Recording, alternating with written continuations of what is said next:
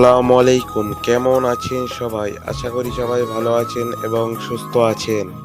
আমাদের mafia story চ্যানেলে যারা নতুন দর্শক আছেন তারা চ্যানেলটিকে সাবস্ক্রাইব করে পাশে থাকা বেল আইকনে ক্লিক করে দেবেন। ধন্যবাদ সবাইকে। আর আমাদের গল্পগুলো আপনাদের শুনতে কেমন লাগে সেটা কমেন্ট করে জানাতে ভুলবেন না। আর এই মাফিয়া স্টোরি চ্যানেলের মাফিয়া গল্পগুলি বেশি বেশি করে শেয়ার করবেন। ধন্যবাদ।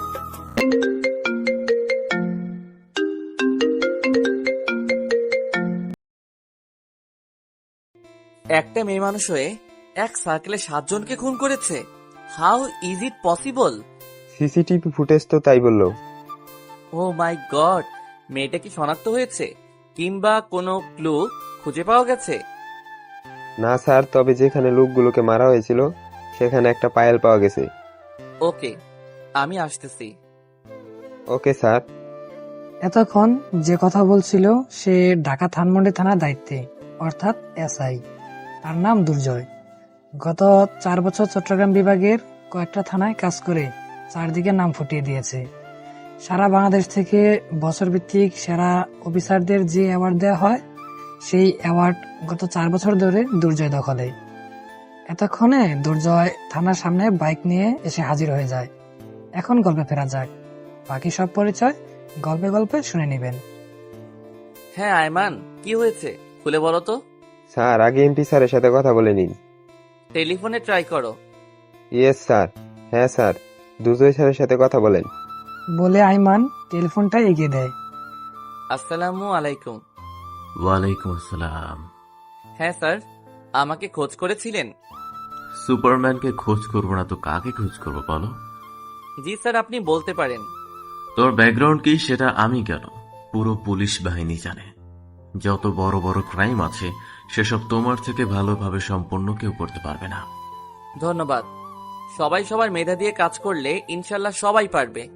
হ্যাঁ, এই তাহলে তুমি নতুন। জি স্যার। প্রত্যেকটা থানার মানুষের চালচলন এক এক রকম। জি স্যার। সো সেভাবেই বুঝে শুনে কাজ করতে হবে, বুঝলে তো আমি কি বলতে চাচ্ছি? হ্যাঁ স্যার। শোনো, গতকাল বসুন্ধরা সিটির পাশে যে মদের বার আছে সেটার পার্শ্ববর্তী একটা হোটেলে 7 জন খুন হয়েছে। সেটার খবর কি জানো? স্যার, এটা এখন পুরো বাংলাদেশ জানে। এক্স্যাক্টলি, তাও এটা একটা মেয়ে। স্যার, এমনও তো হতে পারে যে মেয়ে ড্রেস আপ করে আসছে। হুম, তার কারণ সিসিটিভির ফুটেজে দেখা যায় যখন পিস্তল দিয়ে একে একে খুন করছিল তখনই পা থেকে পায়েল খসে পড়ে।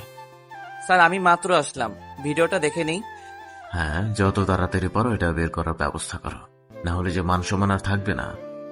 ওকে স্যার, আমি আমার সেরাটা দিয়ে ট্রাই করব। লিসেন, কোনো সমস্যা হলে অফকোর্স আমাকে স্মরণ করবে। ওকে? শিওর। ফোন রাখার পরে, স্যার, একটা মেয়ে কিভাবে 7 জনকে মারবে? আমার মাথা এটা কাজ করতেছে না। 7 জন খালি হাতে আর একজনের হাতে 7 রাউন্ডের পিস্তল থাকলে এটা কোনো ব্যাপার না। স্যার, এটা মেয়ে না, মেয়ের বেশ ধরে এই কাজটা করেছে। তুই শিওর? জি স্যার। কোন যুক্তিতে? স্যার, মেয়েরা ভালোবাসতে জানে, ভালোবাসা শিখাতে জানে।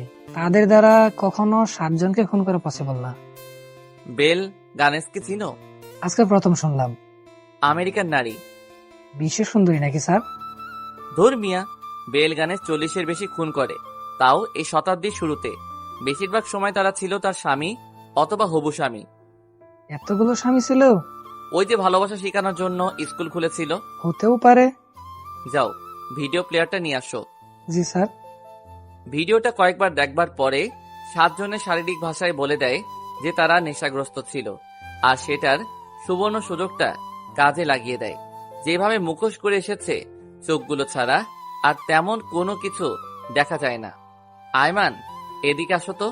হ্যাঁ স্যার, কোনো কিছু লাগবে? পাইলটাকে উদ্ধার করা হয়েছে? হ্যাঁ স্যার, কোথায়? ল্যাবে রেখে দিয়েছি। ওকে। স্যার, কোনো কিছু বুঝতে পারলেন? যতটুকু বুঝতে পারছি ততটুকু বলবো। হ্যাঁ স্যার, বললে ভালো হয়, আপনার মতো সম্মান পাবো। বেল গানেসের 41 নাম্বার স্বামী হওয়ার সুযোগ আছে, কাজে লাগাবে নাকি? আস্তাগফিরুল্লাহ। হবা না? মহিলা কিন্তু সুন্দর। আমার আগে 40 জন স্বামী ছিল। 40 জন যদি 40 বার করে রাত কাটায় তাহলে গুনে গুনে 1600 বার হয়। আল্লাহ রে, এখানে আমি নাই। কি হলো? বিড়বিড় করে কি ভাবতেছো? হিসাব করলাম। কিসের? স্যার, এটা বলা যাবে না। আমি জানি এটা বললে আপনার হাত আর আমার গাল মিলে ছোটখাটো একটা তবলার আওয়াজ হবে। চলো এখন। কোথায়? যেখানে কাজটা হয়েছে সেখানে যাব। Okay sir. সেখানে কতজন আছে? 2 গাড়ি। ওকে চলো তাহলে।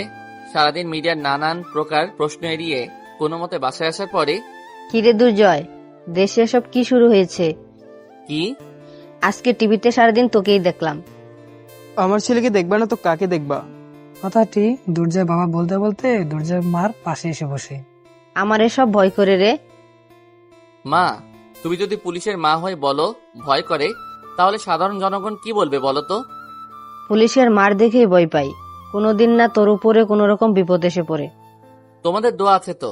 আমি বিশ্বাস করি এই পৃথিবীতে এমন সম্মান নিয়ে বেঁচে আছি শুধুমাত্র তোমাদের দোয়ায়। বড় ছেলের কাছ থেকে এমন প্রশংসা বাণী শুনে দুজন দুজনের দিকে তাকিয়ে বেশ খুশি। তাদের মনে হচ্ছে এমন সন্তানের মা বাবা হতে পেরে ধন্য। ফারিয়া, হ্যাঁ ভাইয়া, আসছি। ভাত দে তো, খিদা লাগছে। আমি কি ঘরের কামলা নাকি সবসময় শুধু আমাকে বলো? যা বলছি তাই কর। পারবো না। ওকে, না পারলে আর কি করার। ভাবছিলাম মেকআপ বক্সটা তোকে কিনে দিব, কিন্তু তোর মতো বেয়াদবকে না দেওয়াই ভালো। না না ভাইয়া, আমি কি বেয়াদব বলো? আমি তো শুধু মজা করছিলাম। তুমি টেবিলে এসে বসো, আমি ভাত দিচ্ছি। এই হইছে, মেকআপের কথা শুনে আদর একদম উতলে পড়ছে। ভাইয়া, আমি কি মেকআপের জন্য করতেছি তুমিই বলো। এটা তো বোঝাই যায়। ধুর, রাখো তোমার মেকআপ। আমি কোনো কাজই করব না।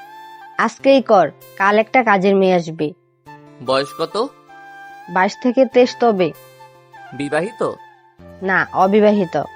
তাহলে রাখার দরকার নেই। আরে মেয়েটা বড় বিপদের মধ্যে আছে। ওর মা বাবা নাকি মাস 3 আগে মারা গেছে, তাই যাওয়ার তেমন কোনো জায়গা নেই। তাই বলে এমন উপযুক্ত মেয়ে? এসব নিয়ে তুই ভাবিস না তো। যদি কোনো সমস্যা সৃষ্টি করে? আমি দারোগার মেয়ে, আমার ঘরে এমন কোনো মেয়ে নাই যে ফাজলামি করবে। সেটাই যেন হয়। এসব নিয়ে টেনশন করিস না, চল খাবি। বাবাও চলো। হ্যাঁ বস, আমি খবরটা শেষ করে আসি। এই হলো তাদের পরিবার, মা বাবা আর এক বোন নিয়ে তাদের পরিবার। খাবার দাবার শেষ করে বালিশে মাথা পেতে ভাবছে কি থেকে কি করা যায়, কোনটা করলে ভালো হবে। এসব ভাবতে ভাবতে গভীর রাত হলে এক সময় ঘুমের চোখটা বন্ধ হয়ে আসে। পরের দিন সকাল 9টায় রুমে ঝাড়ু দেওয়ার শব্দ পেয়ে দুর্জয় চোখ মিলে তাকিয়ে দেখে অপরিচিত একটা মেয়ে মাথায় অর্ধেক ঘুমটা টেনে নিচের দিকে তাকিয়ে ঝাড়ু দিচ্ছে। এই কে আপনি? আর আপনি এখানে কি করছেন? দুর্জয় ঘুম থেকে লাফিয়ে উঠে কথাটি বলে। জি, আমি আপনাদের বাসায় নতুন কাজে আসছি। এত সুন্দর আর এত পরিপাটি মেয়ে কাজের মেয়ে কেমন করে হয়? এসব মনে আসার পরক্ষণেই মাথায় আসে যে মা তো বলেছিল ওর নাকি মা বাবা মারা গেছে, তাই হয়তো আর্থিক সমস্যার কারণে এসবে আসা। জি, কিছু বলতেছেন? না, কিছু না। সবাই নাস্তা করে নিয়েছে, শুধু আপনিই বাকি, চলেন। আসতেছি। নাস্তা শেষ করার পরে ড্রেস আপ করে বের হওয়ার সময় মেয়েটার দিকে চোখ যেতেই মেয়েটার সাথে সাথে চোখ ফিরিয়ে বসা থেকে উঠে দাঁড়িয়ে কিচেনের দিকে চলে যায়। যাক, সেদিকে আর না লক্ষ্য করে অফিসে যাওয়া যাক। কর্মস্থলে যাওয়ার পরেই স্যার, এমপি স্যার আপনাকে জরুরি তল্লাশি করেছেন। ফোনে নাকি মুখোমুখি? বলেছে স্যারের বাসায় যেতে। ওকে চলো তাহলে। স্যার, আমিও যাব। হ্যাঁ চলো, সমস্যা নেই। Okay sir. দুজনে বাইকে করে স্যারের বাসায় পৌঁছানোর পরে গতকালের কাহিনী নিয়ে কি ভাবলে? স্যার ভিডিও দেখে ওদের বডি ল্যাঙ্গুয়েজ দেখে আমার মনে হয়েছে লোকগুলো নেশা অবস্থায় ছিল। আবার বসুন্ধরা সিটির পাশে একটা মদের বারও আছে। আমার মনে হয় কিছু ডাটা সেখান থেকে সংগ্রহ করা সম্ভব। বাহ, বেশ গোছানো চিন্তা ভাবনা। সফলতা আসলে চিন্তা ভাবনা সার্থক হবে। এটা বের করাই লাগবে, কারণ এটাতে পুরো দেশ, মিডিয়া আর যোগাযোগ মাধ্যমে বেশ হই হুল্লোড় চলছে। ইনশাল্লাহ বের হয়ে যাবে। যে কোনো সময় যে কোনো সাপোর্টের দরকার হলে অবশ্যই বলবা, কেমন? হ্যাঁ শিওর। নাস্তা করেছো? হ্যাঁ। তাও কিছু খেয়ে যাও। না স্যার, অন্য আরেকদিন। না না, আজকে প্রথমবারের মতো আমার বাসায় আসছো, খালি মুখে তো আর ফিরিয়ে দিতে পারি না। সালমা, এই সালমা, এদিকে আসো তো। হ্যাঁ বলো। এই হলো তোমার আন্টি। আসসালামু আলাইকুম। এই, এটাই হচ্ছে সেই দুর্জয় যে আমাদের পুলিশ ডিপার্টমেন্টের প্রাউড। টিভির পর্দা বেশ ঘন ঘন দেখা যায়। নাস্তা দাও তো আমাদের। জাস্ট একটু ওয়েট করো। আচ্ছা বলো, তোমার পরিবারের কি খবর? হ্যাঁ স্যার, আলহামদুলিল্লাহ ভালো। বিয়ে করেছো কি? জি না স্যার, এসব নিয়ে কখনো ভাবিনি। আরে এটা নিয়েই আগে ভাবো। হুম। কি আয়মান, তোমার বাটপার কি এখনো চলে? কি যে কন্যা স্যার, এখন আর এসব করি না। দুর্জয় স্যার সাথে আছে না, ওনাকে ফলো করি। বাহ, বেশ ভালো। কথা বলতে বলতে নাস্তা এসে হাজির। নাস্তা শেষ করার পরে, স্যার আজকে তাহলে উঠি? হ্যাঁ, আর বারে জরুরি তল্লাশি করো। এখনই যাব। Have a good luck. বাসা থেকে বের হয়ে ধানমন্ডি ক্লাব অর্থাৎ বসুন্ধরা সিটির পাশের মদের বারে গিয়ে ঢুকবার পরপরই চারদিকে দৌড়াদৌড়ি শুরু হয়ে যায়। স্যার, কোনো সমস্যা? বৈশা বৈশা আকাম কুকাম সারা দিবা, আর বলবা কোনো সমস্যা হয়েছে কিনা। স্যার, আমরা তো লাইসেন্স প্রাপ্ত। হ্যাঁ, যেটার জন্য এসেছি। আপনাদের পুরো ক্লাবে সিসি ক্যামেরা ফিটিং করা আছে, তাই না? জি স্যার। গতকাল সম্পূর্ণ রেকর্ড লাগবে। স্যার, কোনো সমস্যা? কোনো সমস্যা না হলে কি এখানে তোদের সাথে মজা করতে আসছি? আইমান, কন্ট্রোল করো। এই যা বলছি দেখান তো। এখানে বসেন স্যার। যাও আইমান, ওনার সাথে গিয়ে গতকালের পুরো রেকর্ড নিয়ে আসো। Okay sir. মিনিট 10 পরে। হ্যাঁ স্যার, চলেন, সব নেওয়া হয়ে গেছে। হ্যাঁ চলো। স্যার, একটা বোতল নিব। কিসের? ড্রিঙ্কসের। মাইর চিনো? এমনি মজা করছিলাম। আমি কি মজার পাত্র? Sorry sir. বাইক চালাও, আমি পিছনে বসলাম। Okay sir. অফিসে গিয়ে ভিডিও 10x স্পিডে প্লে করে 3-4 জন বোরকা পরিহিত মহিলা দেখা যায়, যেন পর্দা করে আসছে। শালার পর্দা করা মহিলা কিভাবে মদের বারে ঢুকে বুঝি না। ভিডিওটা কাট করে সন্দেহজনক পয়েন্টগুলো মোবাইলে নিয়ে নেই। সেদিনকার মতো অফিস শেষ করে বাসার সামনে গিয়ে দরজায় নক করার পরেই মেয়েটি দরজা খুলে দেয়। মেয়েটার মধ্যে একটা কোমল ভাব আছে। কেউ দেখলে নিঃসন্দেহে ঘরের মেয়ে মনে করবে। এটা যে কাজের মেয়ে সেটা কেউ ভুলেও সন্দেহ করবে না। কিরে, আজকে এত লেট হলো যে? ওই সমস্যা নিয়ে একটু দৌড়াদৌড়ি করতে হচ্ছে। সাবধানে চলাফেরা করিস কেমন? এসব নিয়ে চিন্তা কইরো না। তো কি নিয়ে আমার চিন্তা? আমার বাবা দারোগা ছিল, আমি জানি। তোর নানি সারা জীবন সেটার জ্বালা বুক করে গেছে, আবার এখন তুই। মা, আমি যখন যে কাজ করি সেটা এনজয় করে কাজ করতে পছন্দ করি, তাই আমার কাছে একঘেয়েমি তা কাজ করে না। তাও খুব টেনশন হয়। টেনশন কইরো না তো শুধু শুধু। একটা বিয়ে করে ফেল, তাহলে যদি আমার টেনশনটা কমে। তোমার সব কথা শেষ কথা একটাই, যে বিয়ে করে ফেলো। তা নয় তো কি? একটা গল্প বলি শোনো। কোনো মেয়ে প্রপোজ করেছে নাকি? মেয়ে না করে আগে তো শোনো। ওকে। বল বলে পান বানিয়ে মুখে দিয়ে গল্প শ্রোতা দর্শকদের মতো তাকিয়ে আছে। এক ছাত্রকে তাল গাছে রচনা বলার জন্য দাঁড় করানোর পরে সে বলা শুরু করে যে আমাদের বাড়ির পাশে একটা তাল গাছ আছে, এই তাল গাছের সাথে দড়ি দিয়ে গরু বেঁধে রাখি, গরুর 2টা হাত 2টা পা। এভাবে সে গরুর রচনায় চলে যায়। স্যার এবার বলেন নদীর রচনা বল। ছাত্র তখন আবার শুরু করে, বাংলাদেশ নদীমাতৃক দেশ, বাংলাদেশে অনেক নদী আছে, এসব নদীর তীরে গরু ঘাস খায়, গরুর 2টা হাত 2টা পা। এভাবে সে নদীর রচনা থেকে আবার গরুর রচনায় চলে যায়। এভাবে স্যার তাকে যে রচনায় বলুক সে গরুর রচনায় চলে যায়। তেমনি তুমিও যে কোনো কথা থেকে হঠাৎ বিয়ের কথায় চলে যাও। যা, তোকে আর বিয়ের কথা বলবো না। সাথে সুমন দেখছস না, 2 বাচ্চার বাপ হয়ে গেছে, আর তুই? ধুর, আবার সেই একই কথা। আমি গোসল করতে গেলাম, খিদা লাগছে, ভাত দাও। এই আনিকা, দুর্জয়ের জন্য খাবার রেডি করো তো। আনিকা আবার কে? সব কি ভুলে যাস নাকি? কাজের মেয়েটার নাম আনিকা। ও, যা গোসল করে আয়। যাচ্ছি। গোসল করে এসে ড্রেস চেঞ্জ করতেছে, এমন তো অবস্থায় করে গলা ঝাড়ি দিয়ে মুখ টিপে টিপে হাসতেছে। কারোর রুমে আসার আগে নক দেওয়া লাগে, সেটা জানো না? তাহলে নক না দিয়ে বারবার কেন আসতেছো? সরি।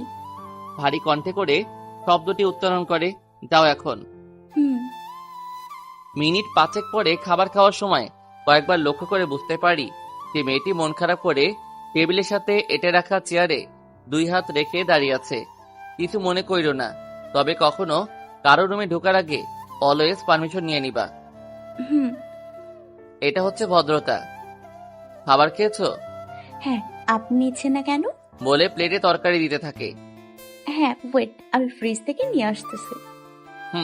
মেয়েটি যাওয়ার দিকে তাকিয়ে ভাবতে থাকে, মেয়েটাকে কাজের মেয়ে মনে হচ্ছে না। কাজের মেয়েকে এত স্মার্ট হয় নাকি? মেয়েটার বিষয়ে কেন জানি একটু গভীরভাবে জানতে ইচ্ছা করছে। এইসব ভাবতে ভাবতে পানির বোতল নিয়ে এসে হাজির। খাবার খাওয়া শেষ করে রুমে গিয়ে সারাদিনের ক্লান্তি দূর করার জন্য বিছানায় গা হেলিয়ে শুয়ে থাকি। রাত 12:30টার দিকে মোবাইলটা হাতে নিয়ে সিঁড়ি বেয়ে ছাদের উদ্দেশ্যে ফ্ল্যাশ লাইট অন করে যেতে থাকি। ছাদে গিয়ে খেয়াল করি কে জানি গুনগুন করে গান গাচ্ছে। তখন আরেকটু এগিয়ে যাওয়ার পরে বুঝতে পারি এটাই সেই মেয়ে, যে মেয়ে বাড়িতে নতুন কাজ নিয়েছে। আরেকটু কাছে গিয়ে কান পেতে শুনতে পাই, কি হলো, থামলে কেন? না মানে, আপনি এখানে? প্রশ্ন তো আমার করার কথা। ভালো লাগছে না। কেন? মা বাবার কথা মনে পড়ছে। আচ্ছা, শুনেছি তোমার মা বাবা নাকি মাস 3 আগে মারা গিয়েছে। খুন হয়েছে। কি? হ্যাঁ। কেস করনি? না। কেন? কারণ আমি করব। কে বা কাহারা খুন করেছে এসব নিয়ে কাউকে সন্দেহ হয় না? এমন কেউ নেই যে সন্দেহ করবে। ও আচ্ছা, তখন তুমি কি তোমাদের বাসায় ছিলে না? আমি হোস্টেলে ছিলাম। তো স্যার, পড়ালেখা কি রানিং? অনার্স 3rd ইয়ার। কোন বিশ্ববিদ্যালয়? ঢাকা বাংলা কলেজ। ও, পড়ালেখা কন্টিনিউ করবা না? সাপোর্টে কেউ নেই তো। পরীক্ষার সময় পরীক্ষা দিও। এসবের খরচ চালানোর মতো আমার কিছু নেই। এসব নিয়ে ভাবা লাগবে না, কাজের ফাঁকে ফাঁকে পড়ালেখা চালিয়ে যাইও। আপনি পাশে থাকবেন? হ্যাঁ। সারা জীবন থাকবেন? আরে হ্যাঁ, এসব নিয়ে ভাবা লাগবে না। আচ্ছা, ধন্যবাদ। আর একটা গান শোনানো যাবে কি? অন্য আরেকদিন আসি আমি।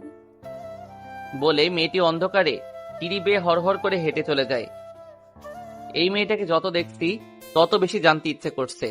যাই হোক, এখন রাত বাজে 1টা, না ঘুমালে কালকে আবার ডিউটিতে প্রবলেম হতে পারে। ভেবে সেও ছাদ থেকে ঘুমের উদ্দেশ্যে নেমে যায়। রাত গিয়ে সকাল হয়। সকালে নাস্তা করার পরে, হ্যাঁ বল। আজকে কিছু শপিং লাগবে আমার। তো আমি কি করব? আমার সাথে যাবি? হ্যাঁ বল, তো আমি কি করব? আমি কি তো বড় ভাই হিসেবে তো তোমার একটা কর্তব্য আছে না? ঘুরিয়ে পেঁচিয়ে না বলে ডিরেক্ট কি লাগবে বল। তুমি বিকেলে ফ্রি হলে আমাকে ফোন দিও, আমি যাব। আচ্ছা, এখন গেলাম আমি। তুই কলেজে যাবি না? যাব তো। কখন? এই যে ড্রেস পরে রেডি, এক্ষুনি বের হব। চল আমার সাথে। তুমি জোরে চালাও, আমার ভয় লাগে। আচ্ছা চল, আস্তে চালাবো। ওকে ওয়েট, আমি ব্যাগটা নিয়ে আসি। তুই আয়, আমি নিচে আছি। ওকে। দুই ভাই বোন বাইকে উঠে বসার পরে দরজায় বাইক স্টার্ট দিয়ে আস্তে আস্তে করে চালাচ্ছে। ভাইয়া, একটা কথা বলি। হ্যাঁ বল। অনিকা আপুকে কি তোর কাজের মেয়ে মনে হয়? আরে সে তো আর্থিক সংকটে আমাদের এখানে কাজ নিয়েছে। হ্যাঁ, ওনার মা বাবাকে নাকি একসাথে খুন করা হয়েছে। হ্যাঁ রে, আমাকেও বললো। বিষয়টা খুব কষ্টকর। অনিকা আপু কিউট না অনেক? হ্যাঁ, খারাপ না, ভালোই। বলো কেন? আমি তো মাঝে মধ্যেই কনফিউজড হয়ে যাই যে এটা বাংলাদেশের নায়িকা ববি কিনা। হ্যাঁ, দেখতে ওই রকমই লাগে। তুই কিন্তু চাইলে অনিকা আপুকে আমাদের বাসায় রেখে দিতে পারিস। তো এখন কি অন্যদের বাসায় আছে? আমাদের বাসাতেই তো আছে। আরে, সারা জীবনের জন্য বলতেছি। দূর, ওরও তো ভবিষ্যৎ নিয়ে চিন্তা ভাবনা আছে। আমরা যদি সাপোর্ট না দিয়ে সারা জীবন কাজের মেয়ে হিসেবে রেখে দেই তাহলে অন্যায় করা হবে। তোকে কাজের মেয়ে করে রাখতে কে বলছে? তো কি? আরে ভাইয়া, তুই বিয়ে করে ফেল। মানে? অনিকা আপুকে বিয়ে করে বউ বানিয়ে ফেল। তোর কলেজ এসে পড়ছে, নাম। আর একটু সামনে যা, এখান থেকে হেঁটে যাবি। তুই তো ওইখান দিয়েই যাবি, আমাকে গেটের সামনে নামিয়ে দিবি, আর সবাই হা করে তাকিয়ে থাকবে যে পুলিশের বাইক থেকে আমি নামতেছি। নাম এখন। অনিকা আপুকে বিয়ে করার কথা বললাম দেখে আমাকে এভাবে অপমান করেছিস? যা, নাম। ভাইয়া, চিন্তা করে দেখ, তোর সাথে হেভি মানাবে, একদম তুর্কির কাপলদের মতো লাগবে। বলতে বলতে ফারিয়া বাইক থেকে নামে। গেলাম আমি। আর কেউ কোনো রকম সমস্যা করলে আমাকে ফোন দিবি। যা কুত্তা, তুই তোর কাজে যা, আমাকে নিয়ে তোর এত চিন্তা করা লাগবে না। বলে মুখ বাঁকিয়ে হাঁটা শুরু করে। অফিসে যাওয়ার পরে, স্যার, লাস্ট পোস্টমর্টমের রিপোর্ট আসছে, সবগুলো আপনার টেবিলের সামনে আছে। ওকে, আমি দেখতেছি। সবগুলো রিপোর্ট ঘেটে দেখার পরে, হ্যালো স্যার। হ্যাঁ দুর্জয়, বলো। স্যার, লাস্ট পোস্টমর্টমের রিপোর্টটা হাতে পেয়েছি। দেখো তো কিছু পাও কিনা। এরা সবাই মদ্যপান অবস্থায় ছিল। আর কিছু পাওনি? আরেকটা জিনিস পেয়েছি, যেটা সবচেয়ে বড় টান হতে পারে। কি সেটা? মদের বার থেকে যে ভিডিও উদ্ধার করেছিলাম সেটার সাথে দুইজনকে মিলাতে পারছি। খুনি? না স্যার, যাদের খুন করা হয়েছে তাদের মধ্য থেকে 2 জন, আর সিসিটিভির ফুটেজে তো 1 জন খুনিকে দেখা যায়। 2 জন মনে হয় বার থেকে মদ নিয়ে বাসায় আড্ডা দিচ্ছিল। জি স্যার, এটাই হবে। তো এখন কি করা যায়? খুনির তো কোনো আইডেন্টিটি পাচ্ছি না। কি করা যায় বলো তো? সারা দেশব্যাপী এটা নিয়ে কথা চলছে। নুপুর পাওয়া গেছে একটা, এটা তো আর সবার পায়ে লাগিয়ে লাগিয়ে দেখা যাবে না। হ্যাঁ, দেখো কি হয়। আচ্ছা স্যার, রাখি এখন। আইমান, হ্যাঁ স্যার বলেন। আচ্ছা, যাদের খুন করা হয়েছে তাদের নামে কোনো মামলা আছে নাকি দেখো তো। তাহলে তো সব রেকর্ড চেক করা লাগবে। গত 10 বছরে সবকিছু চেক করো। স্যার এতগুলো কিভাবে চেক করব? কনস্টেবল যতজন আছে সবাইকে তুমি লিড দিয়ে এটা সম্পন্ন করো। Okay sir. আর সবাই কি খেয়েছো? না স্যার, সবাই খাইনি। খাবার খেয়ে তারপর কাজ শুরু করো। Okay sir. আর হ্যাঁ, এটাও মিলিয়ে নিবা যে কোন কোন মামলার এখনো কোনো রেজাল্ট আসেনি। এমনও তো হতে পারে 10 বছর আগের মামলার কোনো রেজাল্ট আসেনি। তাহলে আস্তে আস্তে সেগুলো নিয়ে অনুসন্ধান করব। এত আগের মামলা, এখন কাজ করবেন? আমি চ্যালেঞ্জ নিতে লাইক করি, যেটা সবাই পারিনি সেটা আমি পারতে চাই। এর জন্যই আপনি দুর্জয় স্যার, আর আমি আইমান।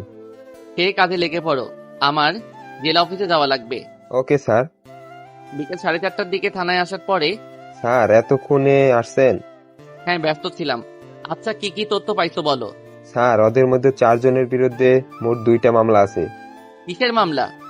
চাঁদাবাজির। তার মানে ওরা ওইসবে লিপ্ত ছিল? এটাই তো মনে হয়। হ্যাঁ। আর স্যার 27টা মামলা এখনো কোনো রেজাল্ট আসেনি। ওকে, এগুলো আলাদা করে রাখছো তো? হ্যাঁ স্যার। গুড, আজকের মতো যাও তাহলে। আপনি যাবেন না? হ্যাঁ, পারিয়া নাকি শপিং এ বের হবে। পারিয়া? আমার ছোট বোন। ও আচ্ছা, আমি তাহলে গেলাম। ওকে, তারপর ফারিহাকে ফোন দেই। হ্যাঁ ফারিয়া, কোথায় তুই? সাথে বসে আছি। আচ্ছা, তুই বের হ, সিটি মার্কেটের দিকে আয়। ওকে, মোবাইল হাতে রাখো, আইসো ফোন দিব। ওকে। ভাইয়া কই তুই? বের হ, সিটি মার্কেটের দিকে আয়। ওকে। আচ্ছা। তারপর চলে আসলাম। তোর এত দেরি হলো কেন? আরে আর বলিস না, রাস্তায় এক বন্ধুর সাথে দেখা। ও, সাথে আবার আনিকাকেও নিয়ে এসেছিস? ও হ্যাঁ, একা একা আসতে ভালো লাগছিল না, তাই তো আপুকে নিয়ে আসলাম। ওহ, ওকে চল। বাইক তো আগে রাখো। বাইক পার্কিং করে 3 জন মার্কেটে ঢোকার পরে ফারিয়ার জন্য আনিকার ড্রেস পছন্দ করছে। এমন সময় ফারিয়া কানের কাছে এসে ফিসফিস করে, ভাইয়া আপুকে কিছু কিনে দে। আমার এসবে আইডিয়া নাই। তোর যা মন চাই দে। তোরা কেনাকাটা কর, আমি বিল পরিশোধ করে দিব। আনিকা আপুর জন্য একটা লাইক করে দে। ওই শাড়িটা দেখতে পারিস, মানাবে মনে হচ্ছে। ওকে, এবার তুই বস, আমরা কেনাকাটা করে আসি। কেনাকাটাই হয়ে গেল। 3 জন মিলে রেস্টুরেন্টে বসে খাবার খাওয়ার সময় আনিকা কেমন যেন বারংবার আর চোখে তাকাচ্ছিল। এরকম সিচুয়েশনে নিজেকে কেমন যেন আনইজি লাগছিল। কিরে ভাইয়া, তোরা 2 জন খাচ্ছিস না কেন? কই, খাচ্ছি তো। বাসায় গিয়ে একজন আরেকজনকে মন ভরে দেখিস, এখন খাবার খাওয়াতে মনোযোগী হ। বলে ফারিয়া মুখ টিপে টিপে হাসতে থাকে। ফারিয়া এমন কথায় দুজনে লজ্জায় মাথা নিচু করে। খাবার শেষ করে রেস্টুরেন্ট থেকে বের হয়ে বাইকে ওঠে। তোর কি কোনো কাজ আছে? না, আমি বাইক দিয়ে তোদের পিছু পিছু আসতেছি। যেই জ্যাম লেগে আছে, মনে হয় না 2 ঘন্টার আগে যাওয়া যাবে। তো কি হেলিকপ্টার ভাড়া করে এনে দিব? হেলিকপ্টার যেহেতু নাই, সেহেতু তোর বাইকে করে নিয়ে যা। পিছনে 2 জন নিয়ে যাব? হ্যাঁ, সমস্যা কি?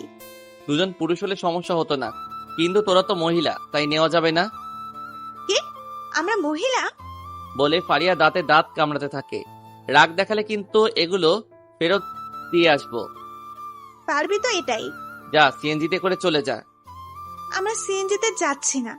না গেলে বসে থাক, আমি গেলাম। বাবার কাছে নানা রকম কথা বলে বিচার দিব। তোর এমন ব্যবহার দেখে মাঝে মধ্যে মনে হয় যে তুই আমার সৎ বোন। 2 ভাই বোনের এমন ঝগড়াঝাটি দেখে আনিকা অন্যদিকে মুখ ফিরিয়ে হাসতেছে। আনিকা আপু, তুমি মাঝে বসো, আমি পেছনে। কি? কিরে আপু, ওঠো না কেন? উঠতেছি। এই না, তুমি পেছনে বসো। আমার পেছনে ভয় করে। কি এক জ্বালার মধ্যে পড়লাম। আপু ওঠো। ফারিয়া লক্ষ্মী বোন আমার, তোরা সিএনজি করে চলে যা। না, বাইকে যাব। আপু উঠো। ফারিয়ার চিল্লাচিল্লিতে আনিকা বাইকে উঠে বসে। ফারিয়াও পিছনে উঠে। হ্যাঁ ভাইয়া, চালাও। তুই আমার বোন না, শত্রু। কয়েকদিন পরে নিজেই বাইকের পেছনে করে বসে কত জায়গায় যাবি। এই চুপ করে বসে থাক, না হলে নামিয়ে দিব। গলার সাউন্ড একটু বেশি থেকে ফারিয়া চুপ হয়ে যায়। রাত 9টার দিকে বাসায় ফিরে ফ্রেশ হওয়ার পরে ফেসবুকিং করছিলাম, এমন সময় দরজায় কয়েকটা টোকা দেওয়ার শব্দ আসে। আসতে পারি? বাহ, এ তো দেখছি একদম মনোযোগী স্টুডেন্টের মতো ব্যবহার। কিছু বলতেছেন? না। আঙ্কেল আপনাকে ডাকে। আচ্ছা যাও, আসতেছি। একটু তাড়াতাড়ি আসতে বলছি। যাও, আমি আসতেছি। আনিকা তখন মুচকি হেসে মাথা নিচু করে চলে যায়। ড্রয়িং রুমে যাওয়ার পরে খেয়াল করে দেখি ফারিয়া আর আনিকা এক সোফায় বসে আছে, আর মা বাবা এক সোফায় বসে আছে। সবাই মিলে কি ফ্যামিলি প্ল্যানিং করবা নাকি? আর কি আর সুযোগ দিচ্ছিস নাকি? হ্যাঁ বাবা, কি নাকি বলবা? অনেক তো হলো, এবার একটা বিয়ে করে ফেল। মাত্র 26 বছর হয়েছে, 30 বছরের আগে বিয়ে করব না বাবা। আমরা দুজনে মলে করিস। বলে মা মুখ গোমরা করে বসে থাকে। এসব কি বলছো মা? ঠিকই তো বললো, আমাদের কি মন চায় না নাতি নাতনির মুখ দেখতে? দূর, তোমরা সবাই কি মিলে এসব কি শুরু করেছো? ভাইয়া, আমাকে একটা ভাবি এনে দে না প্লিজ। তুই হয়েছিস নষ্টের আসল গোড়া, আর কোনো কিছু চাইছ আমার কাছে? তোরে আর আমি কিচ্ছু দিব না। ভাবি এনে দাও, তারপরে যা মন চাই কইরো। চুপ কর বলছি। আচ্ছা, আমরা হাসি খুশিতে থাকি, তুই কি এটা চাস না? তো তোমরা কি কষ্টে আছো? হ্যাঁ, কষ্টে আছি। আচ্ছা দুর্য, শোন, আমার মনে হয় তোর জন্য এই সময়টাই বিয়ের পারফেক্ট সময়। আচ্ছা, তোমাদের যা ইচ্ছা করো। পছন্দের কেউ কি নাই? না। আচ্ছা, দেখিস বাবা তোকে একটা লক্ষ্মী মেয়ে এনে দিবে ইনশাল্লাহ। আচ্ছা, গেলাম আমি। বলে বসা থেকে উঠে নিজ রুমে এসে লাইটটা অফ করে শুয়ে পড়ি। ঘন্টাখানেক পরে ছাদে গিয়ে দেখি ছাদের দোলনায় বসে কে যেন গুনগুন করে গান গাচ্ছে। কে, আনিকা নাকি? হ্যাঁ, আপনি এসেছেন, বসেন এখানে। আরে না না, তুমি বসো। না, আপনি বসেন। আমি বসে থাকবো আর তুমি দাঁড়িয়ে থাকবে, তা কি হয় নাকি? তুমিও বসো। আনিকা তখন পাশাপাশি বসে চাঁদের দিকে তাকিয়ে থাকে। তোমার কলেজের কি খবর? আগামী 2 মাস পরেই এর ফাইনাল। ও হ্যাঁ, আপনার জন্য মেয়ে খোঁজা শুরু করে দিয়েছে। আমার এসব ভালো লাগে না। কোন সব? যা করিয়ে দেওয়ার চেষ্টা করছে। ও, হ্যাঁ। পার্সোনাল কিছু জিজ্ঞেস করা যাবে কি? পাশাপাশি যেহেতু দুজন এই রাত দুপুরে বসে আছি, সেহেতু বলতে পারেন। আপনার কি কখনোই এমন কোনো ফিলিংস আসেনি? পড়ালেখায় অলওয়েজ সিরিয়াস ছিলাম, তাই ওইসব দিকে কখনো মন দেওয়া হয়নি। চাকরি তো 4 বছর হয় করেছেন, এই সময়েও না? চাকরিতেও সিরিয়াস। এর জন্যই তো আপনি প্রতি বছর জাতীয় পুরস্কার পাচ্ছেন। এইবারই মনে হয় শেষ পাওয়া ছিল। কেন? বিয়ে হলে ওভাবে কি আর কাজ করা যাবে বলো? করা যাবে না কেন? বউয়ের সাথে আন্ডারস্ট্যান্ডিং ভালো রাখবেন। আর সবচেয়ে বড় কথা যেটা, সেটা হলো ব্যালেন্স। আপনি যখন সব দিকে ব্যালেন্স করতে পারবেন, তখন সফলতা আপনার আশেপাশে ঘোরাফেরা করবে। বাহ, বেশ ভালো কথা বলছেন তো। ওই আর কি। তবে আমার কিন্তু একজনের হাসি অনেক ভালো লাগে। মেয়ে কলিয়ের? দূর, এসব কি বলো? না, হতেও তো পারে। না, পারে না। আচ্ছা, কার হাসি ভালো লাগে বললেন না তো? তোমার হাসিটা। আমার হাসিটা খুব বিশ্রী, তাই না? একদম মন ভোলানো হাসি। গল্পটা এই অবধি যারা যারা শুনছেন দয়া করে লাইক করে দিতে ভুলবেন না। চ্যানেলে নতুন হলে সাবস্ক্রাইব তো করতেই হবে। এটা এক প্রকার অর্ডারও ভাবতে পারেন। বন্ধু হিসেবে জাস্ট ফান করছি। সবাই লাইক, কমেন্ট, শেয়ার এবং সাবস্ক্রাইব করে দেবেন চ্যানেলে। ধন্যবাদ সবাইকে, শুভরাত্রি। গল্পটা আগে শুনতে থাকুন। বললেন না তো? তোমার হাসিটা। আমার হাসিটা খুব বিশ্রী, তাই না? একদম মন ভোলানো হাসি। আনিকা তখন লজ্জায় মাথা নিচু করে আছে। কথাটা বলা পরে দুর্জয়ের মনেও কেমন জানি লাগছে। এই ফিলিংস এর সাথে দুর্জয় পরিচিত নয়, এই জন্য নতুন এক শীতল প্রকৃতির ফিলিংস। আচ্ছা, আমি আসি। মাত্রই তো আসলেন। গান শোনালে থাকতে পারি। কি গান শুনবেন? রবি ঠাকুরের যে কোনো একটা গান হলেই হলো। বাবা, আপনিও দেখছি আমার মতোই রবি ঠাকুরের ভক্ত। শুধু ভক্ত না, তবে মাঝে মধ্যে মনে হয় বাঙালি হয়ে জন্মেছি। শুধুমাত্র রবি ঠাকুরের লেখার মর্ম বুঝবো বলে। বাঙালি না হলে হয়তো এগুলো বোঝা যেত না। সকালে ডিউটি আছে, সো গানটা তাড়াতাড়ি শোনালে ভালো হয়। বিয়ের পরে বউয়ের সাথেও কি এমন করবে নাকি? কেমন?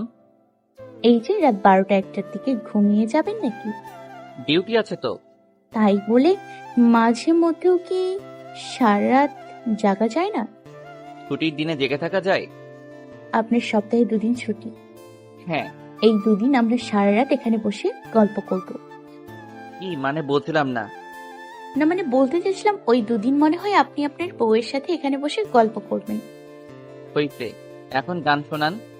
লাগিয়ে পালে তোমার খোলা হাত, টুকরো করে কাছি আমি ডুবতে রাজি আছি, আমি ডুবতে রাজি আছি তোমার খোলা হাওয়া, লাগিয়ে পালে তোমার খোলা হাওয়া।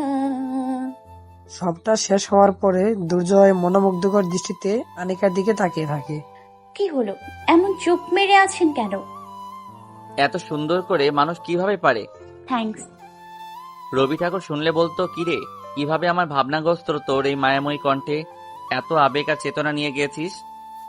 আসলেই কি এত সুন্দর হয়েছে? বলে প্রকাশ করা যাবে না।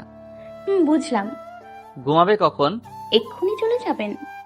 হ্যাঁ। গান শুনে পুরস্কার বাবদ কিছু দেবেন না? কি দিব? হ্যাঁ পাইছি। আনিকা হাসি মুখে দুর্জয়ের দিকে তাকিয়ে আছে। দেখি হাতটা দাও। আনিকা হাসতে হাসতে ডান হাত এগিয়ে দেয়। আরে বাম হাতটা দাও। দেন এবার। দুর্জয় তখন হাত থেকে ঘড়িটা খুলে আনিকার হাতে পরিয়ে দেয়। আনিকা তখন হা করে তাকিয়ে থাকে। হাতটা দাও। এই মুহূর্তে এটা ছাড়া আর দেওয়ার মতো তেমন কোনো। এটাই ভালো লাগছে অনেক, কিন্তু এটা অলওয়েজ পরবো কেমন করে? পড়লে কিছু হবে না। আপনার মা বোন দেখলে? কোনো কিছু বলে মানিয়ে নিবে। আমি মিথ্যে বলতে পারি না। সত্যিটাই বলবে। আচ্ছা চলেন, আপনার অনেক ঘুম পেয়েছে। চলো। দুর্জয় বালিশে মাথা রেখে চোখ বন্ধ করে ভাবছে, ইস, এত সুন্দর কণ্ঠ কিভাবে হয়? আমার তো এই কণ্ঠে নেশা পেয়ে বসবে মনে হচ্ছে। সে যদি এই মুহূর্তে আমার পাশের বালিশে, ধর কি বলি, পাশের বালিশ কেন, এক বালিশে শুয়ে আমার মাথায় হাত বুলাইতে বুলাইতে এই মাতোয়ারা কণ্ঠে আমাকে গান শোনাইতো, তাহলে সারা দিনের ক্লান্তি মুহূর্তের মধ্যেই কেটে যেত। এসব ভাবতে ভাবতে দুর্জয় একটা সময় ঘুমিয়ে পড়ে। পাশের রুমে আনিকা হাতের সাথে হেলান দিয়ে ভাবছে, এখানে কি কারণে আসলাম, আর আমার সাথে এসব কি হচ্ছে? ওর পাশে বসে থাকতে আমার এত ভালো লাগার কি আছে? এত ভালো লাগা যাবে না। আমার জীবনে এসব ফিলিংস থাকতে নেই। এমনিতেই কয়েকদিন পরে আমার ফাঁসি কিংবা যাবজ্জীবন হবে। সো যা করার সব তাড়াতাড়ি করা লাগবে। এসব ভেবে মন ভরা কষ্ট নিয়ে চোখ বুজে ঘুমানোর চেষ্টা করে। পরদিন সকালবেলা আনিকা আর দুর্জয়ের মা নাস্তা বানাচ্ছে। এমন সময়, আম্মু, তোমাকে আব্বু ডাকছে। কেন? গিয়ে শুনে আসো। যাচ্ছি। মা যাওয়ার পরে আনিকা আপু, এটা কি দেখলাম? কি? আমার তো এখন সন্দেহ হচ্ছে। সন্দেহ শব্দটা শুনে আনিকার গলার পানি শুকিয়ে যায়। কি হলো, ভয় পেয়ে গেলে? ইদানিং ভাইয়ার ঘড়িও হাতে দাও। ও, এটা গান শুনে গিফট পেয়েছি। আচ্ছা আপু, একটা কথা কি সত্যি করে বলবা? আমি মিথ্যে বলি না। তোমার সাথে কি ভাইয়ার কোনো সম্পর্ক আছে? না মানে আছে না? যে পরিবার মানতে পারবে না ভেবেই তো এই অভিনয় করতে পারো। আনিকা তখন হাফ ছেড়ে নিঃশ্বাস নিয়ে, ধুর, এসব কি বলো? আমার কি সেই কপাল আছে নাকি যে আমার ভাইয়ের মতো হ্যান্ডসাম ছেলের সাথে সম্পর্ক থাকবে? তুমি ভাইয়ার দিকে মাঝে মধ্যে যেভাবে তাকাও, তাতে মনে হয় দৃষ্টি দিয়েই ভাইয়াকে কাছে নিয়ে আসবে। মাসতেছে, চুপ করো। গেলাম, পরে কথা হবে এই বিষয়ে। বলে ফারিয়া শয়তানি মার্কা একটা হাসি দিয়ে চলে যায়। ভাইয়া চল, আমিও তোর সাথে যাব। ভাইয়া, তুই প্রেম করতেছিস, অথচ আমাকে জানালি না। কি বলছিস এসব? তোর সাথে আমি কিনা শেয়ার করি বল, আর তুই আমাকে কোনো কিছু না জানিয়ে এত দূর চলে গেলি। আরে কি বলতেছিস? আমি তা কিছুই বুঝতেছি না। আনিকা আপুর সাথে তোর সম্পর্ক আছে, এটা বললেই পারতি। আবার কিন্তু বাইক থেকে নামিয়ে দিব। উচিত বললেই দোষ। এসব কোনো কিছু না। তোর ঘড়ি ওর হাতে কেন তাহলে? ও, তার কণ্ঠে গান শুনে গিফট হিসেবে দিয়ে দিছি। বাহ, জানিস, আনিকার কণ্ঠ অদ্ভুত সুন্দর, বলে বোঝানো যাবে না। শুনি, আমি তো আপুর কণ্ঠে গান শুনিনি। শুনলে বুঝতি। তুই শুনিস, কয়দিন পর তো ছেলে মেয়েরও গান শুনিয়ে শুনিয়ে ঘুম পাড়িয়ে দেবে, সাথে তোকেও পাড়িয়ে দেবে। বেশি পাকনামি করলে এখনই নামিয়ে দিব। বস্তির পোলা পাইন মার খাওয়া শেষ বলে পারলে আমরার পাড়ায় যাইস। তুইও এমন, কোনো কিছু হলে বাইক বাইক করিস। আচ্ছা, এখন তো নাম। কলেজের সামনে এসে পড়লাম। সাবধানে যাইও। আচ্ছা, অফিসে বসে ফারিয়ার কথাগুলো মনে পড়ছে, আর মুখে হাসি রেখা ফুটে উঠছে। সত্যি কি আমাদের ছেলে মেয়েকে গান শুনিয়ে শুনিয়ে ঘুম পাড়িয়ে দিবে? দিলে খারাপ হতো না। সাথে আমিও পিছন থেকে শক্ত করে জড়িয়ে ধরে চুলগুলো এক পাশ করে দিয়ে ঘাড় নাক মুখ লাগিয়ে ঘুমাতে পারতাম। এসব ভাবনা ছেদ ঘটিয়ে আইমান হাজির হয়ে, স্যার। ও আইমান, কি অবস্থা তোমার? আলহামদুলিল্লাহ স্যার, আপনি কেমন আছেন? আলহামদুলিল্লাহ ভালো। স্যার, এখন কি করবেন ভাবছেন? যারা খুন হয়েছে তাদের পরিবারের তথ্য নেওয়া লাগবে। আমার কেন জানি মনে হচ্ছে এটাতে বেশ ভালো একটা রহস্য লুকিয়ে আছে। আমারও তাই মনে হচ্ছে। ওদের ফুল বায়োডাটা সংগ্রহ হয়েছে? হ্যাঁ স্যার। ওকে, চলো তাহলে। সাথে ফোর্স নেবেন না? না, এখন এত মানুষের দরকার হবে না। ওকে স্যার, চলেন তাহলে। চলো। হ্যালো, দুর্জয়। হ্যাঁ স্যার, বলেন। কোনো তথ্য পাওয়া গেছে? স্যার, আমার মনে হয় এটা প্রতিশোধ নেওয়া হয়েছে। বুঝলাম না। মানে খুনের বদলে খুন, এমন হয়তো বা। কি বলো? হ্যাঁ। আচ্ছা, এমন কেন মনে হলো? তথ্য নিয়ে দেখা হয়েছে সবগুলো, এসব প্রফেশনের ছিল। বলো কি? হ্যাঁ স্যার, সব প্রমাণস্বরূপ আছে। ওকে, এগুলো সব নিয়ে আমার এখানে চলে এসো। Okay sir. আজকে তাহলে বাসায় যাও। হ্যাঁ স্যার। ওকে, রাখি। আসসালামু আলাইকুম। ওয়ালাইকুম আসসালাম। বাসায় গিয়ে ফ্রেশ হয়ে ফেসবুকিং করতেছে, এমন সময় ফারিয়া এসে হাজির। ভাইয়া, হ্যাঁ বল। তোর তো ভিসা লাগছে। কিসের ভিসা? বিয়ের। কি? পাত্রে ঠিক হয়ে গেছে। মানে? আরে হ্যাঁ, তোর জন্য বিয়ের পাত্রে খোঁজা শেষ। হ্যাঁ, এখন শুধু বিয়ে হবে। বিয়ে পর্যন্ত পৌঁছে গেছে? হ্যাঁ। কি সব যাতা বলছিস? বিশ্বাস না হলে মাকে গিয়ে বল। পাত্রীকে? তোর আশেপাশেই আছে। বল। না, এখন বলা নিষেধ আছে। তুই না আমার লক্ষ্মী বোন? না না, এসব পাম্প দিয়ে লাভ নাই। ওকে, আর কোনো কিছু লাগলে আসিস, দিব তখন। তুই কোনো কিছু হলেই থ্রেড দিয়ে বসিস কেন? যাকে যেটা দিয়ে সিস্টেম আনা যায় তাকে সেটাই প্রয়োগ করা লাগে। আচ্ছা, এসব বাদ দে, এখন বল, আনিকা আপুকে কেমন লাগে তোর? ভালোই লাগে। সবকিছু ভালো লাগে? স্পেশালি হাসি। এমন হাসি কি তুই সারা জীবন দেখতে চাস? ঘুরিয়ে পেঁচিয়ে না বলে ডিরেক্ট বলতো।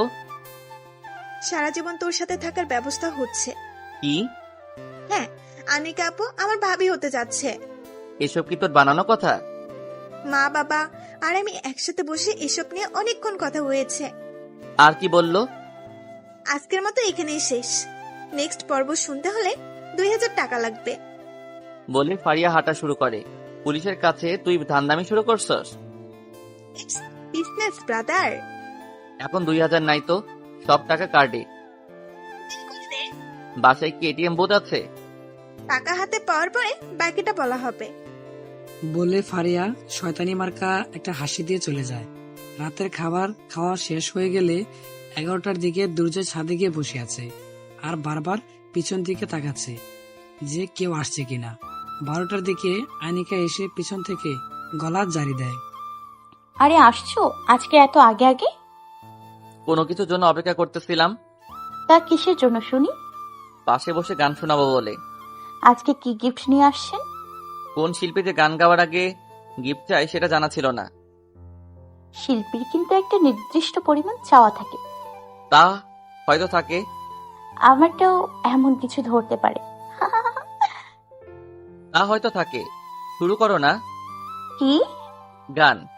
আজকে না, আরেকদিন। কেন কেন? এমনি আজকে গান গাইতে ইচ্ছে করছে না। প্লিজ। মনের বিরুদ্ধে যাও কি ঠিক? তাও কথা। আপনি এদিকে এসে বসেন। কেন?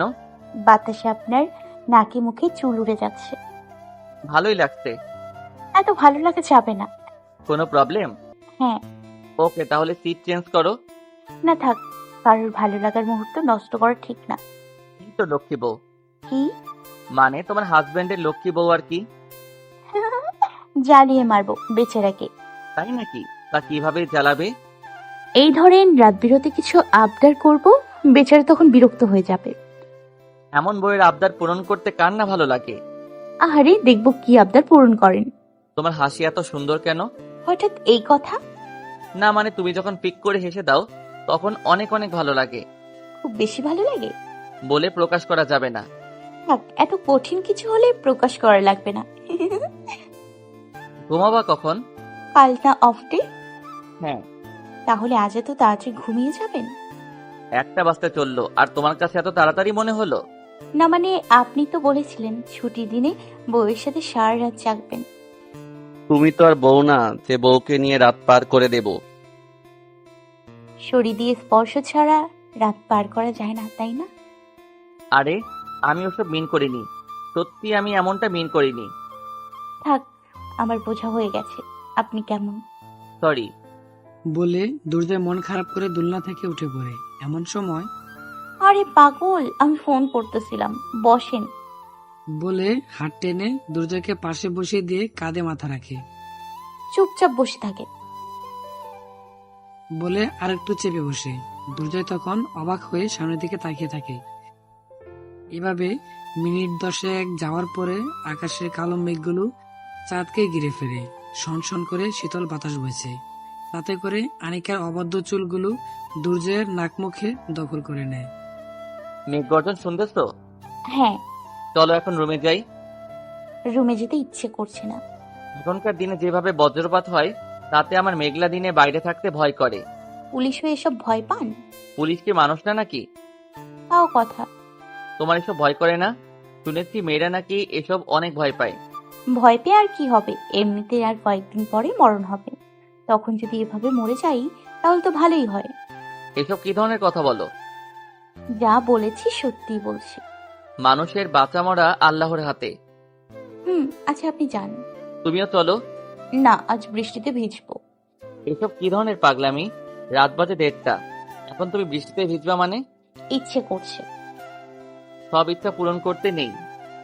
মরার আগে কিছু ইচ্ছে পূরণ করা লাগে না? জেলিদের তো আপনারা পূরণ করে দেন, আর আমারটা না হয় আমি পূরণ করে নিলাম। আরেকবার মরার কথা বললে থাপ্পড় দিব বলে দিলাম। আচ্ছা যান আপনি। চলো, বৃষ্টি শুরু হয়ে গেছে। ইস, কত ভালো লাগছে। বলে বসা থেকে উঠে 2 হাত ছাড়িয়ে পানিগুলো মুষ্টিবদ্ধ করে দূরে রাখার চেষ্টা চালিয়ে যাচ্ছে। দুর্জয় তখন পাশ থেকে আনিকাকে কুলে নিয়ে নেয়। এমন সময় আশেপাশে জোরে একটা বজ্রপাতের আওয়াজ হয়। আনিকা তখন দুর্জয়ের বুকে মুখ লুকিয়ে শক্ত করে গলা জড়িয়ে ধরে। দুর্জয় আর এক মুহূর্ত দেরি না করে সাথে সাথে কাকবেজা শরীর নিয়ে সিঁড়ি বেয়ে তার রুমে নিয়ে কুল থেকে নামানোর পরেই পাশে আরেকটা বিকট শব্দ হয়ে কারেন্ট চলে যায়। কারেন্ট চলে গেছে? মনে হয় এই এরিয়ার ট্রান্সমিটার চলে গেছে। এখন কি হবে? চলো তোমার রুমে দিয়ে আসি। আমার তো মোবাইল নেই। সমস্যা কি? লাইটের আলো ছাড়া আবার ভয় করে অনেক। এত ভয় পেলে অন্ধকার ছাদে যাও কেন? আকাশের দিকে তাকালে কষ্ট একটু কমে থাকে। কি এত কষ্ট? হ্যাঁ, মা বাবাকে খুব মিস করি। বলে ঠোঁট চেপে কান্না করে দেয়। দুর্জয় তখন একটা হাত আনিকা মাথায় রেখে নিজের বুকের সাথে হালকা করে চেপে ধরে। নিজেকে একা ভাবার দরকার নাই, আমরা আছি তো। ভালো লাগছে না আমার, কেমন যেন লাগছে। চলো তোমার রুমে দিয়ে আসি। আপনার এক্সট্রা কোনো ফোন আছে? না, কেন? লাইটের আলো ছাড়া আমি ঘুমোতে পারবো না।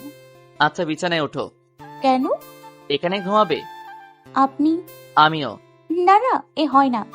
আচ্ছা এখন তো বারান্দায় বসেও গল্প করার সুযোগ নাই, তাই আমরা বিছানায় শুয়ে শুয়েও কিন্তু গল্প করতে পারি। আঙ্কেল আন্টি জানলে খুব খারাপ হবে। আমি সামনে নিব। বকা খাবেন আপনি। আমার কথা ভাবা লাগবে না, ওইখানে হেলান দিয়ে বসো। আচ্ছা। এখন বলো তোমার পড়ালেখা নিয়ে কি ভাবছো? এসব নিয়ে চিন্তা করে লাভ নেই। কেন? এমনি। আচ্ছা শুনেন না। কি? আনিকা তখন পাশে বসা থাকা দুর্জয়ের ডান হাতটা শক্ত করে ধরে কাঁধে মাথা রাখে। আচ্ছা আমি কোথাও চলে গেলে আমায় মিস করবেন? হঠাৎ এই কথা? জানতে ইচ্ছে হলো। কোথাও চলে যাওয়ার ইচ্ছা আছে? ইচ্ছে না থাকলেও যাওয়া লাগবে। কোথায় যাবা? পরকালে। হোয়াট? হুম। আত্মহত্যা মহাপাপ, জানো না? এসব কখনোই করবা না। সব সমস্যার সমাধান হবে ইনশাআল্লাহ। আমার না আপনার সাথে সারা জীবন থাকতে ভীষণ ইচ্ছে করছে। বলে হাতের তালুর উল্টো পাশ দিয়ে চোখে পানি মুছবার চেষ্টা করে। নিষেধ করছে কে? আমিও চাই তোমার সাথে সারা জীবন থাকতে। বলে এক হাতে আনিকার মাথায় হাত বুলিয়ে দিতে থাকে। কয়েকদিন পরে আপনি ঘৃণা করবেন। এসব কি বলো? হ্যাঁ, যা সত্যি তাই বললাম। মোটেও না। দেখি হাতটা দাও তো। হাত তো আপনার হাতেই মুষ্টিবদ্ধ। দুর্জয় তখন আরেকটা হাত দিয়ে পকেট থেকে আংটিটা বের করে আনিকার হাতে পরিয়ে দেয়। আনিকা তখন অবাক চোখে তাকিয়ে থাকে। এমন করে তাকিয়ে আছো কেন?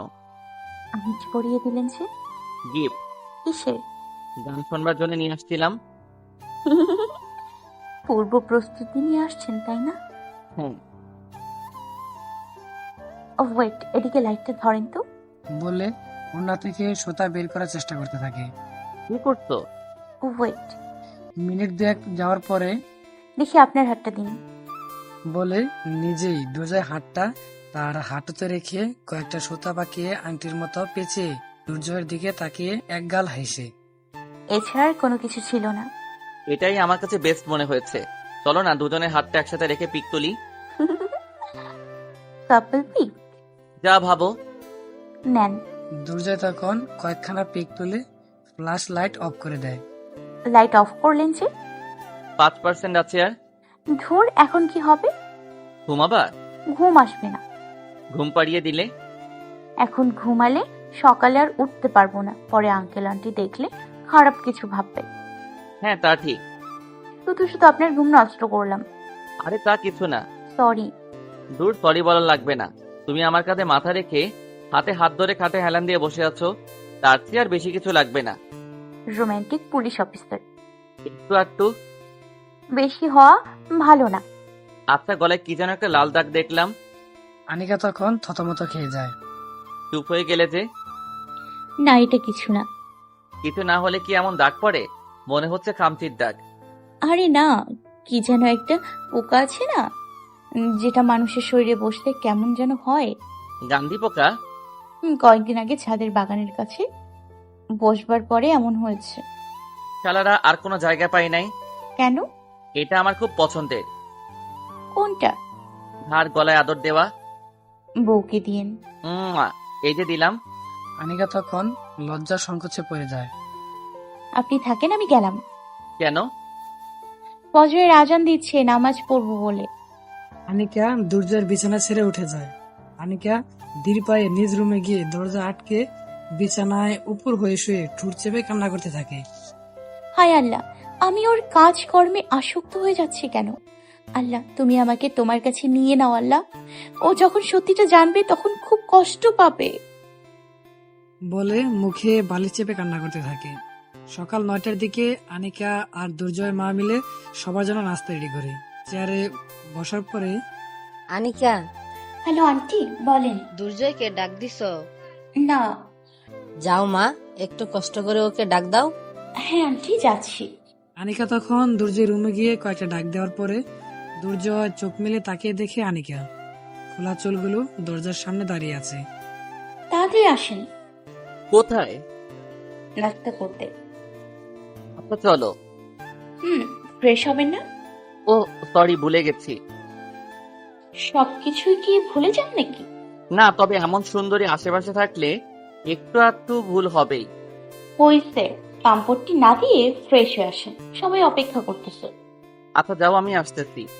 সবাই একসাথে বসে নাস্তা করছে এমন সময় আচ্ছা, আজকে তোর কোনো কাজ আছে? না। আচ্ছা, তোর সাথে কিছু কথা আছে। হ্যাঁ বলো। আমি এখন একটু বের হব, দুপুরের দিকে বলবো। আচ্ছা। আবার কোথাও যাস না যেন। আচ্ছা। নাস্তা শেষ করে দুর্জয় পিসি নিয়ে বসে আছে এমন সময় ফারিয়া এসে বলে, ভাইয়া, হ্যাঁ বল। তোর হাতে আঙুলে সুতা পাচ্ছানো কেন? রাখির মতো মনে হচ্ছে। ধুর, কিসব যাতা বলছিস? রাখি বন্ধন নাকি? ডিমো ধৈর্য একটা চর। তো কি? কিছু না। আনিকাপুর হাতেও আজকে আন্টি দেখলাম। তো আমি কি করব? আমার তো সন্দেহ হচ্ছে। তোর তো হবেই। আমার টার্গেট মোটেও ভুল হয় না। এটা ভুল। এই, তুই আমায় মিথ্যে বলিস কেন? আপুর ওড়না আর তোর হাতের সুতা একই কালারের। আরে না, এসব কিছু না। হয়েছে, আর ভাবনাও লাগবে না। তোদের সবকিছু রেডি হয়ে আছে, শুধু বিয়েটা হবার পালা। মানে এই ঘরের কর্তা হুকুম দিবে আর বিয়ে হবে, শুধু এটাই বাকি।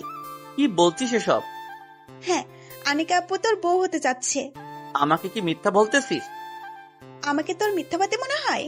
সত্যবাদী ও মনে হয় না, কারণ তুই এর আগে আমার কাছে অনেকবার মিথ্যা বলে বলে টাকা নিতে গিয়ে ধরা খেয়েছিস।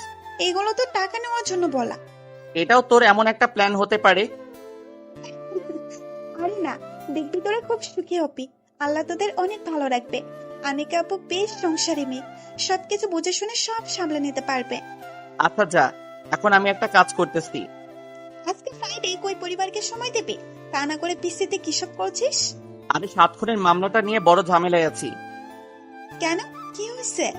এসব তুই বুঝবি না, যা এখন। আচ্ছা, যাচ্ছি। ফারিয়া রুম থেকে বের হয়ে দেখে আনিকা আর তার মা বসে কি যেন বলছে। এমন সময় ফারিয়া এসে, আম্মু, হ্যাঁ বল। তোমার ছেলেকে বলো না আমরা ঘুরতে যাব। 2 দিন আগে না ঘোরাঘুরি করে আসলি? ওই দিন তো শপিং এ গিয়েছিলাম। এখন কি ঘোরাফেরা করার সময়? একটু পরে আজান দিবে। বিকেলে তো যাওয়া যায়। হ্যাঁ, আজকে না কালকেও তো দুর্যোগ অবধি, কাল পরিবারের সবাই যাব। সত্যি? হ্যাঁ, যা এখন পড়তে বস। তুমি শুধু সারাক্ষণ পড়া আর পড়া করো কেন? কালকেই তোর টিউটর আনবো। মা, টিউটর লাগবে না, আমি যতদিন আছি ততদিন ফারিয়ার কোনো টিউটর লাগবে না। তাহলে তো ভালোই হলো। আচ্ছা, ভালো কথা। তুমি কোন ইয়ারে জানো? 3rd ইয়ারে। কোন সাবজেক্টে? ম্যাথে। বাহ। আপু, সত্যি তুমি ম্যাথে? হ্যাঁ। আমার এটাই সমস্যা। আচ্ছা, যা যা সমস্যা আছে সব ঠিক করে দিব। আচ্ছা। এমন সময় মায়ের মোবাইলে খালার ফোন আসলে মা খালার সাথে কথা বলায় ব্যস্ত হয়ে যায়। আনিকা তখন বারান্দায় চলে যায়, সাথে ফারিয়াও তার পিছু পিছু যায়। আপু, একটা কথা বলি? হ্যাঁ বলো। তোমারে আমার আপু মনে হয় না। তো কি মনে হয়? ভাবি ভাবি মনে হয়। ইস, তুমি আমার ভাবি হয়ে গেলে কত ভালো হতো। ধুর, কি যে বলো। অবশ্য এটার একটা ব্যবস্থা হচ্ছে। মানে? কিছু না, ফান করলাম। যাও এখন, আমি রান্না করব। আহা, ঘরের বউদের কত কষ্ট। আমি কাজের মেয়ে। ফারিয়ার হাসি মুখটা নিমিষে অন্ধকারে ছেয়ে যায়। যাও পড়তে বসো। তুমি এটা বললা কেন? কি? কাজের মেয়ে বললা কেন? আমি যা তাই তো বললাম। এইসব বললে আর আমি তোমার সাথে মিশবো না। বলে ফারিয়া সে তার রুমে চলে যায়। আনিকা তখন চোখের জলটুকু মুছতে মুছতে মনে মনে বলে, আমার ইরামণিও মাঝে মধ্যে এমন হুঠাট অভিমান করতো। হায়নার বাচ্চারা আমার বোনটাকে মেরে ফেলেছে। এটা ভেবে চোখের জল যেন বাঁধ ভাঙা নদীর মতো জল গাল গড়িয়ে পড়তে থাকে। কি হয়েছে তোমার? কান্না করতেছো কেন? পিছন থেকে দুজয় কথাটি বলল। না, চোখে পোকা পড়েছে। এসব পুরনো ডায়লগ, বলো কি হয়েছে? না, কিছু না। বলতে বলছি। মা বাবার কথা মনে পড়ছে। অন্য সব ঘটনাও কি মা বাবার কথা বলে চালিয়ে দাও নাকি? আনিকা তখন মনে মনে ভাবে, এটাই হয়তো আর্মি পুলিশদের আইডিয়া, সবকিছু প্রেডিকশন করে ফেলে। কি হলো? আপনার মায়ের আদর পেয়ে মাকে মনে পড়ছে খুব। বলছি না এসব নিয়ে মন খারাপ না করতে। আচ্ছা, আমি আসি, রান্না করা লাগবে আমার। বলে আনিকা চলে যায়। এমন সময় দুর্জয় আনিকাকে কাছে টেনে হাত দিয়ে 2 চোখের জল মুছে দিয়ে ঘুমটাটা টেনে নিয়ে বুকের সাথে মিশিয়ে নেয়। এসব নিয়ে একদম ভাববে না। বলছি না এসব নিয়ে মন খারাপ না করতে। আল্লাহ যা করে ভালোর জন্যই করে। এসব নিয়ে একদম ভাববে না।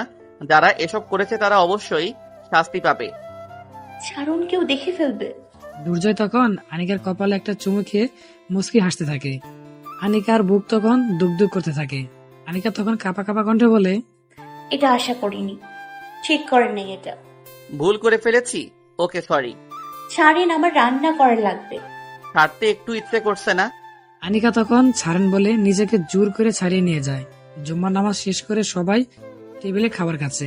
এমন সময়, বাবা, কি যেন বলবা বলছিলা তোমরা? ও হ্যাঁ আনিকা মা, একটা কথা বললে কি রাখবা? আমাকে আর দুর্জয়ের মাকে কি মা বাবা বলে ডাকতে পারো না? আচ্ছা, এখন থেকে মা বাবা বলি সম্বোধন করব। এটার জন্য একটা আনুষ্ঠানিকতার প্রয়োজন আছে। আবার আর কি? এই পরিবার তোমার কেমন লাগছে? তাহলে এই পরিবারের পুরো দায়িত্ব তুমি নিয়ে নাও। মানে বুঝলাম না। তোমার পরিবারে কেউ নাই, তাই তোমাকে প্রস্তাব দিচ্ছি তুমি আমাদের বৌমা হয়ে যাও। না মানে আর মানে কইরো না, তোমাদের খুব ভালো মানাবে। কিরে, তোর কি এতে অমত আছে? তোমরা যা ভালো মনে করো তাই করো। সবাই রাজি। আশা করি তুমিও চিন্তা ভাবনা করে সঠিক সিদ্ধান্ত নিবে বলে আশা করি। কিরে ভাইয়া, লজ্জা পাচ্ছিস মনে হয়? বলে ফারিয়া হাসতে থাকে। খাবার খাওয়া শেষ হলে দুর্জয় নিজের রুমে গিয়ে ফুলবালিশটাকে কাছে টেনে মনে মনে ভাবতে থাকে। এরপর আর মাত্র কয়দিন, এরপরে তোর জায়গা আরেকজন এসে দখল করবে। তোর মতো লম্বা হয়ে শুয়ে থাকবে, আর আমি এসে এভাবে জড়িয়ে ধরবো। বলে ফুলবালিশটাকে শক্ত করে জড়িয়ে ধরে ফুলবালিশটাকে কয়েকটা চুমু দিয়ে দেয়। দিন গিয়ে রাত হয়। পরিবারের সবাই বেশ খুশি। তবে আনিকা সবার সাথে হাসি খুশি থাকলেও দুর্জয়কে দেখা মাত্রই কেমন জানি। রাত 12টার দিকে দুর্জয় ছাদে ওঠে। গিয়ে দেখে আনিকা ছাদে রেলিং ধাক্কা দিয়ে দাঁড়িয়ে আছে। দুর্জয় তখন আনিকার কাছে এসে একটু নিম্ন সুরে বলে, আজকের আকাশটা সুন্দর না? হ্যাঁ, তোমাকেও বেশ সুন্দর লাগছে। আপনার সাথে আমার জরুরি কিছু কথা আছে। কি কথা বলো? বললাম পরে আমাকে হয়তো খুন করতেও ইচ্ছে করবে। এসব কি ধরনের কথা বলো? প্রেডিকশন করলাম। সব প্রেডিকশন সত্যি হয় না। ফুটবল খেলায় 90 মিনিটের সময় 4 গোলের ব্যবধান থাকলে তখন কিন্তু শিওর হয়েই বলা যায় যে কে জিতবে। দূর, এত জটিল করে কথা না বলে ডিরেক্ট বলে ফেলো। আমি আপনাকে এই জীবনে যদিও না পাই, তাহলে পরকালের জন্য আল্লাহর কাছে খুব করে চাইব। আনিকা, কি হয়েছে তোমার? ওই দিনও কি সব বললা, আবার আজকেও বলতেছো। কি হয়েছে বলো? জানেন, আমার না খুব ইচ্ছে করছে আপনার পরিবারের বউ হয়ে থাকতে। সেটার জন্য সব ঠিকই আছে, কিন্তু আমি যে ঠিক নেই। তোমার মনের সব কথা আমাকে খুলে বলো। তার আগে প্রমিস করতে হবে। কিসের প্রমিস? বলে সাথে সাথে আমাকে ছেড়ে যাবেন না। অন্তত একটা দিন হলেও আমাকে সময় দেবেন। আমার মাথায় এসব কিছুই ঢুকছে না। প্রমিস? ওকে, প্রমিস। এবার বলো। 7 খুনের খুনিকে ধরার জন্য উঠে পড়ে লাগছে না? এটা আমার ডিউটি। এখন তুমি তোমার কথা বলো। ওই 7 খুনের খুনি আমি। এসব নিয়ে মজা কইরো না তো। কখন? ওই খুনের খুনি আমি। হোয়াট? আনিকা তখন মুখে হাত চেপে কান্না করতে থাকে। পাশে থাকা দুর্জয় এটা শুনে বরফের মতো জমে যায়। এটা কি বললো? আমি কাকে নিয়ে সারা জীবন বেঁচে থাকা স্বপ্ন দেখছি? ছি ছি। এসব মনে মনে ভেবে সাথে সাথে সিদ্ধান্ত নিয়ে নেয় তাকে এখনই বের করে দিবে। আমাকে দ্বারা ওকে ধরা সম্ভব না। এই যাও, ছাদ থেকে নেমে এক্ষুনি বাড়ি থেকে বের হবা। আমি একটা দিন সময় চেয়েছিলাম। কমান্ডোর লাপ্তি সম্বন্ধে ধারণা আছে? একদম সারা জীবনের জন্য মেরুদণ্ড বাকিয়ে দিব বলে দিলাম। আমি না খুনি? আমাকে হাতের কাছে পেয়ে ছেড়ে দেবেন? ছেড়ে দিলে কিন্তু আপনার পুরস্কার এসে অন্য কেউ নিয়ে যাবে। আপনি প্রমিস করছেন আমাকে একটা দিন সময় দেবেন? খুলির সাথে কোনো রকম কমিটমেন্ট থাকতে পারে না। প্লিজ, আমি আপনার পায়ে ধরি। আরো বলছি, না হলে খুব খারাপ হবে কিন্তু। একটা মিনিট আমার কথা শোনেন না প্লিজ। আর কখনো কোনো কিচ্ছু চাইবো না। তাড়াতাড়ি বলে বিদায় হও। আনিকা তখন পা ছেড়ে দুর্জয় পাশাপাশি দাঁড়ায়। একটা মেয়ে 7 জনকে খুন করেছে, এটা খুব অদ্ভুত না? তাও কোনো প্রমাণ ছাড়া। দুর্জয়, সরি স্যার, আমি আপনার কাছে এটা লুকোতে পারলাম, কিন্তু আমি এটা মনে পুষিয়ে রাখতে পারছি না দেখে আমি এই থানার পুলিশ অফিসারের বাসায় ঢোকার সুযোগ পেয়ে ঢুকে যাই। আমাকেও মারতে এসেছিলে? এটা আমার প্রফেশন কিংবা কোনো হ্যাবিট না। আপনি জানেন আমার পরিবারের প্রত্যেকটা মানুষ কত হ্যাপি ছিল, সবাই কত হাসি খুশিতে থাকতাম। আমি হোস্টেলে থাকতাম, কিন্তু প্রতি সপ্তাহের বৃহস্পতিবার বা শুক্রবার বাড়িতে থাকতাম। মা বাবা আর একটা ছোট্ট বোনকে নিয়ে খুব ভালো দিন কাটছিল আমাদের। হঠাৎ একদিন বাবার নিজের দাঁড় করানো ব্যবসায় স্থায়ী সন্ত্রাসীদের চোখ পড়ে। তারা কয়েকজন এসে বাবার কাছে 5 কোটি টাকা দাবি করে, কিন্তু এত টাকা বাবা দিতে রাজি হয়নি। তাই সন্ত্রাসীরা বাবাকে বিভিন্ন কথা বলে থ্রেট দিতে থাকে। বাবা এগুলোকে আশ্রয় না দিয়ে থানায় ওদের নামে মামলা করে দেয়। এর কিছুদিন পরেই রাতটা ছিল 23শে ফেব্রুয়ারি রাত। 7 জন একসাথে বাড়ির ওয়াল টপকে এসে মা বাবা আর আমার কলিজার বোনকে মাথায় পিস্তল ধরে বলে। আনিকা হু হু করে সাউন্ড করে কান্না করে দেয়। দুর্জয় গল্পটা এই অবধি যারা যারা শুনছেন দয়া করে লাইক করে দিতে ভুলবেন না। চ্যানেলে নতুন হলে সাবস্ক্রাইব তো করতেই হবে। এটা এক প্রকার অর্ডারও ভাবতে পারেন। বন্ধু হিসেবে জাস্ট ফান করছি। সবাই লাইক, কমেন্ট, শেয়ার এবং সাবস্ক্রাইব করে দেবেন চ্যানেলে। ধন্যবাদ সবাইকে, শুভরাত্রি। গল্পটা আগে শুনতে থাকুন। মাথায় পিস্তল ধরে বলে, আনিকা হু হু করে সাউন্ড করে কান্না করে দেয়। দুর্জয় তখন আনিকার দিকে তাকায়। তুমি ইজি হও। পিস্তল ধরে কি জানি কি বলছে। তারপর হঠাৎ ওরা একে একে আমার মা, বাবা আর বোনকে খুন করে ফেলে। ওরা আবার সবকিছু কেড়ে নেয় দুর্জয়। বলে দুর্জয়ের বুকে মাথা রেখে কান্না করতে থাকে। দুর্জয় এসব শুনে চোখের কোণে জমে থাকা পানিটা আঙুলের অগ্রভাগ দিয়ে পানিটা মুছবার চেষ্টা করে। এগুলো যে সত্যি কথা তার কি প্রমাণ আছে? আমার মার হাই প্রেশার ছিল, তাই হঠাৎ সেন্সলেস হয়ে যেত। আর সেন্সলেস হলে যাতে করে বাবার সাথে সাথে হাজির হতে পারে, তাই বাবা পুরো বাসায় সিসি ক্যামেরার আয়ত্তাধীনে নিয়ে এসে সেটিং করে যেন জিমেল সেট করে দেয়। আমি আর বাবা ড্রাইভ থেকে বাসায় কি ঘটেছে না ঘটেছে সব দেখতে পারতাম। খুনিরা সবাই সিসিটিভির সবকিছু নষ্ট করে দিলেও ওগুলো আমি ড্রাইভ থেকে সংগ্রহ করতে পারি। তার মানে এগুলো সব তোমার কাছে আছে? হ্যাঁ। তাহলে এগুলো নিয়ে মামলা করলে না কেন? আনিকাকে এভাবে হাসতে দেখে দুর্জয় অবাক চোখে তাকিয়ে আছে। হাসতেছো কেন? হাসার কথা বললে হাসি পাবে না। হাসির কথা কখন বললাম? যেই থানায় সিসিটিভির ফুটেজ সহ থ্রেট দেওয়ার সব প্রমাণ দেখিয়ে কেস করে আসামিকে গ্রেফতার করাতে পারে না, আর সেই থানায় এই বিচার হবে। যেই দেশে আবরার হত্যার বিচার হয়নি, সেখানে তাদের মতো খুনির বিচার কিভাবে হবে? দুর্জয় তখন মনে মনে ভাবে, আসলেই তো আমাদের বিভাগে কিছু জানোয়ার আছে যারা টাকা পেয়ে এদের রেহাই দিয়ে দেয়, তাই তো সাধারণ মানুষ আমাদের বিশ্বাস করতে পারে না। এই কারণে আমি মদের বারের ওয়েটারকে আমার হাতে এনে ওদের জন্য পার্সেল করা মদে ঘুমের ওষুধ মিশিয়ে দিয়ে ওরা 3 জনকে ফলো করে ওখানে একসাথে 7 জনকে পেয়ে যায়। এরা এগুলো খাওয়ার পরে সবগুলোর কপাল বরাবর একটা একটা করে বুলেটের চিহ্ন বসিয়ে দিই। নিজের হাতে আইন তুলে নেওয়া অন্যায়। পুলিশের কাছে তো আইন আছে, তাদের হাতে আইন থেকে কি লাভ বলুন? তাই বলে 7 জনকে জানে মেরে ফেলবা? আমার মাথায় তখন প্রতিশোধের নেশা ধরে বসেছিল। তাই বলে ডিরেক্ট মেরে ফেলবা? ওরাও তো আমার কাউকে বাঁচতে দেয় নাই, তাই আমিও তাদের কাউকে বাঁচতে দেইনি। এখন কি যে হবে?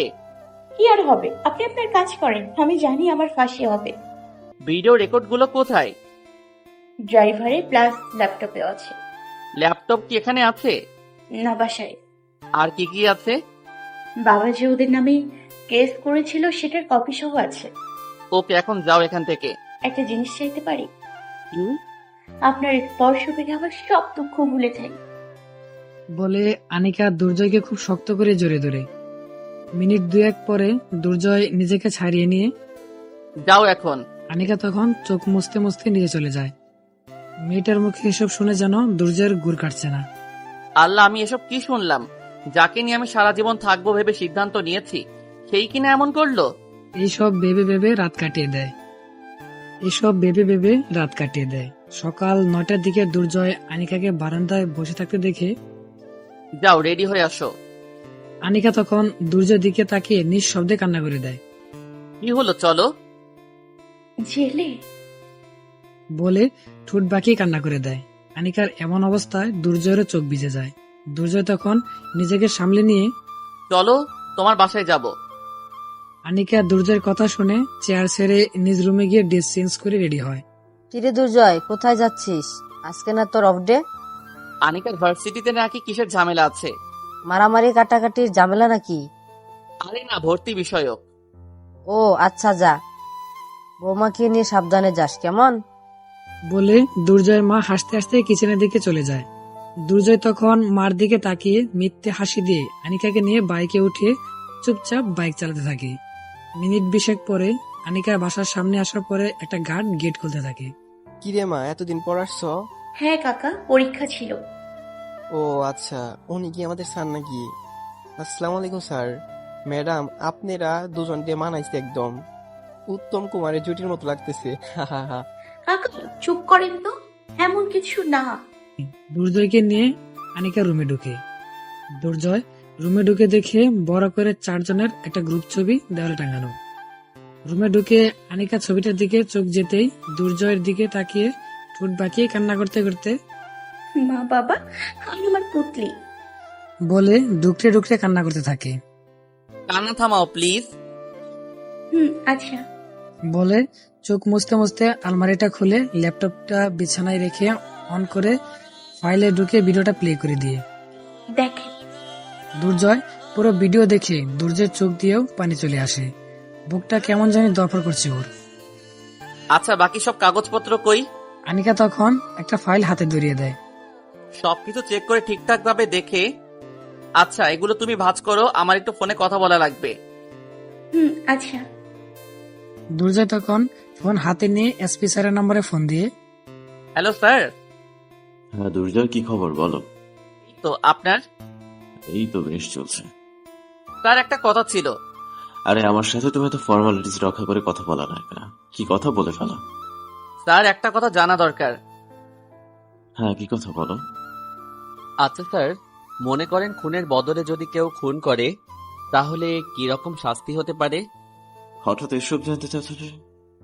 স্যার এটা জানা আমার খুব দরকার। আচ্ছা কি হয়েছে বলো তো। মনে হয় এটা সামনাসামনি বলা উচিত। ওকে ফাইন, তুমি আমার জেলা অফিসে আসো। আচ্ছা স্যার, আমি একজনকে সাথে করে নিয়ে আসতেছি। ঠিক আছে। এই শোনেন না। পিছন থেকে আনিকা কথাটি বলে, হ্যাঁ বলো। একটু এদিকে আসবেন। হ্যাঁ কি হয়েছে বলো।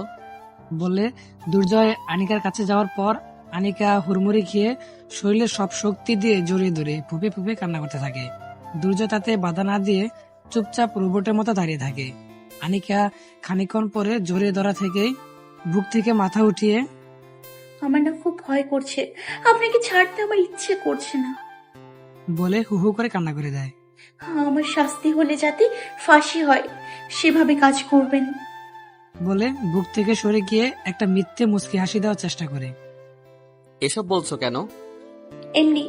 চলেন, কোথায় যাবেন? হ্যাঁ চলো। বাইকে করে কিছুটা পথ যাওয়ার পর, আমাকে জেলে নিয়ে যাচ্ছেন? জানি না। আমার না কেমন যেন লাগতেছে, ইচ্ছে করতেছে লাফিয়ে চলন্ত বাসের নিচে পড়ে যেতে। থাপ্পড় দিব ফাজিল মেয়ে কোনখানের। আনিকা তখন দুর্জয় পিঠে মুখ ঠেকিয়ে কান্না করতে থাকে। জেলা অফিসের সামনে আসার পরে বাইক পার্কিং করে এসপি স্যারের রুমে গিয়ে বসার পরে, কি ব্যাপার দুর্জয়, তোমাকে মন মরা দেখাচ্ছে কেন? তার একটা প্রবলেমে আছি। তুমি প্রবলেমে আছো? হ্যাঁ স্যার। এটা আমাকে বিশ্বাস করতে হবে। কি হয়েছে বলো তো। সবকিছু খুলে বলার পর, ও মাই গড। স্যার এখন কি করা যায়? সব রেকর্ডিং আছে? হ্যাঁ। তুমি আইনের উপরে বিশ্বাস রাখতে পারোনি? আপনার হত্যার বিচার এত ভালোভাবে সম্পন্ন হওয়াতে আর আইনের উপরে বিশ্বাস রাখতে পারিনি। দুর্জয় ওকে আত্মসমর্পণ করেছে? হ্যাঁ স্যার। ওকে ভিডিওগুলো আর সাথে কেস করার ফটোকপি সহ যাবতীয় যা যা আছে সব দাও। এই নিন। হ্যাঁ দুর্জয় বলো। ওকে কি কোনোভাবে সেভ করা যায় না? রাষ্ট্রীয় আইন যদি ছাড় দেয় তাহলে সম্ভব। স্যার ও আমার ফিয়ন্সে। কি? জি স্যার। তুমি আমাকে ঘোর প্যাচের মধ্যে ফেলে দিচ্ছ। স্যার আইনের চোখে আমায় যা শাস্তি হয় তাই যেন হয়। আচ্ছা ওকে তাহলে আমাদের আওতায় রাখি, কি বলো? স্যার আপনি যা ভালো মনে করেন। এটাই ভালো হবে, না হলে তোমার উপরে দোষ আসতে পারে। আচ্ছা স্যার। ওকে তাহলে মহিলা কারাগারে ওকে নিয়ে যাও। কথাটি শুনবার সাথে সাথে আনিকা মাথা নিচু করে কান্না করতে থাকে।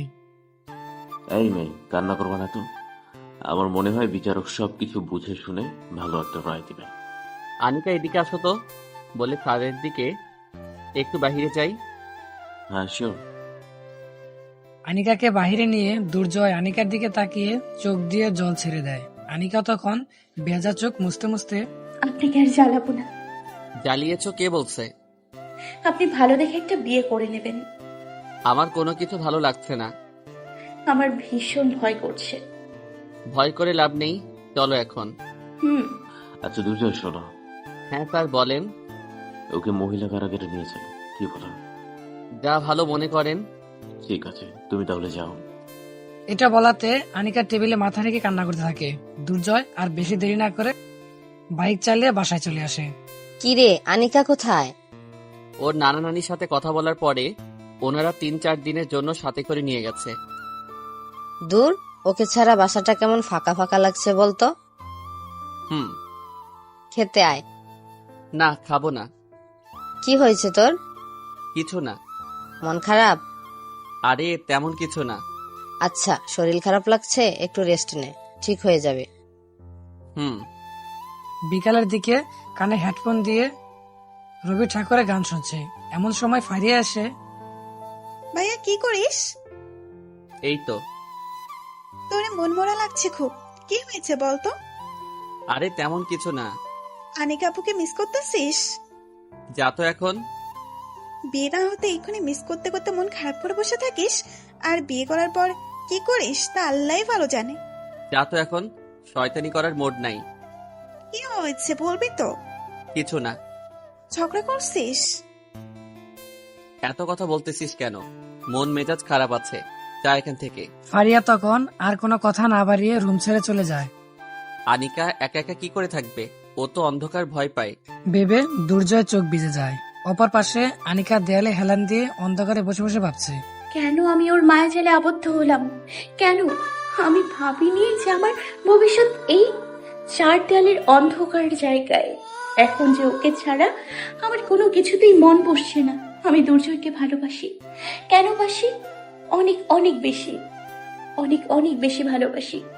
দুর্জয়, তুমি কেন আর কয়েকটা দিন আগে আমার লাইফে আসোনি?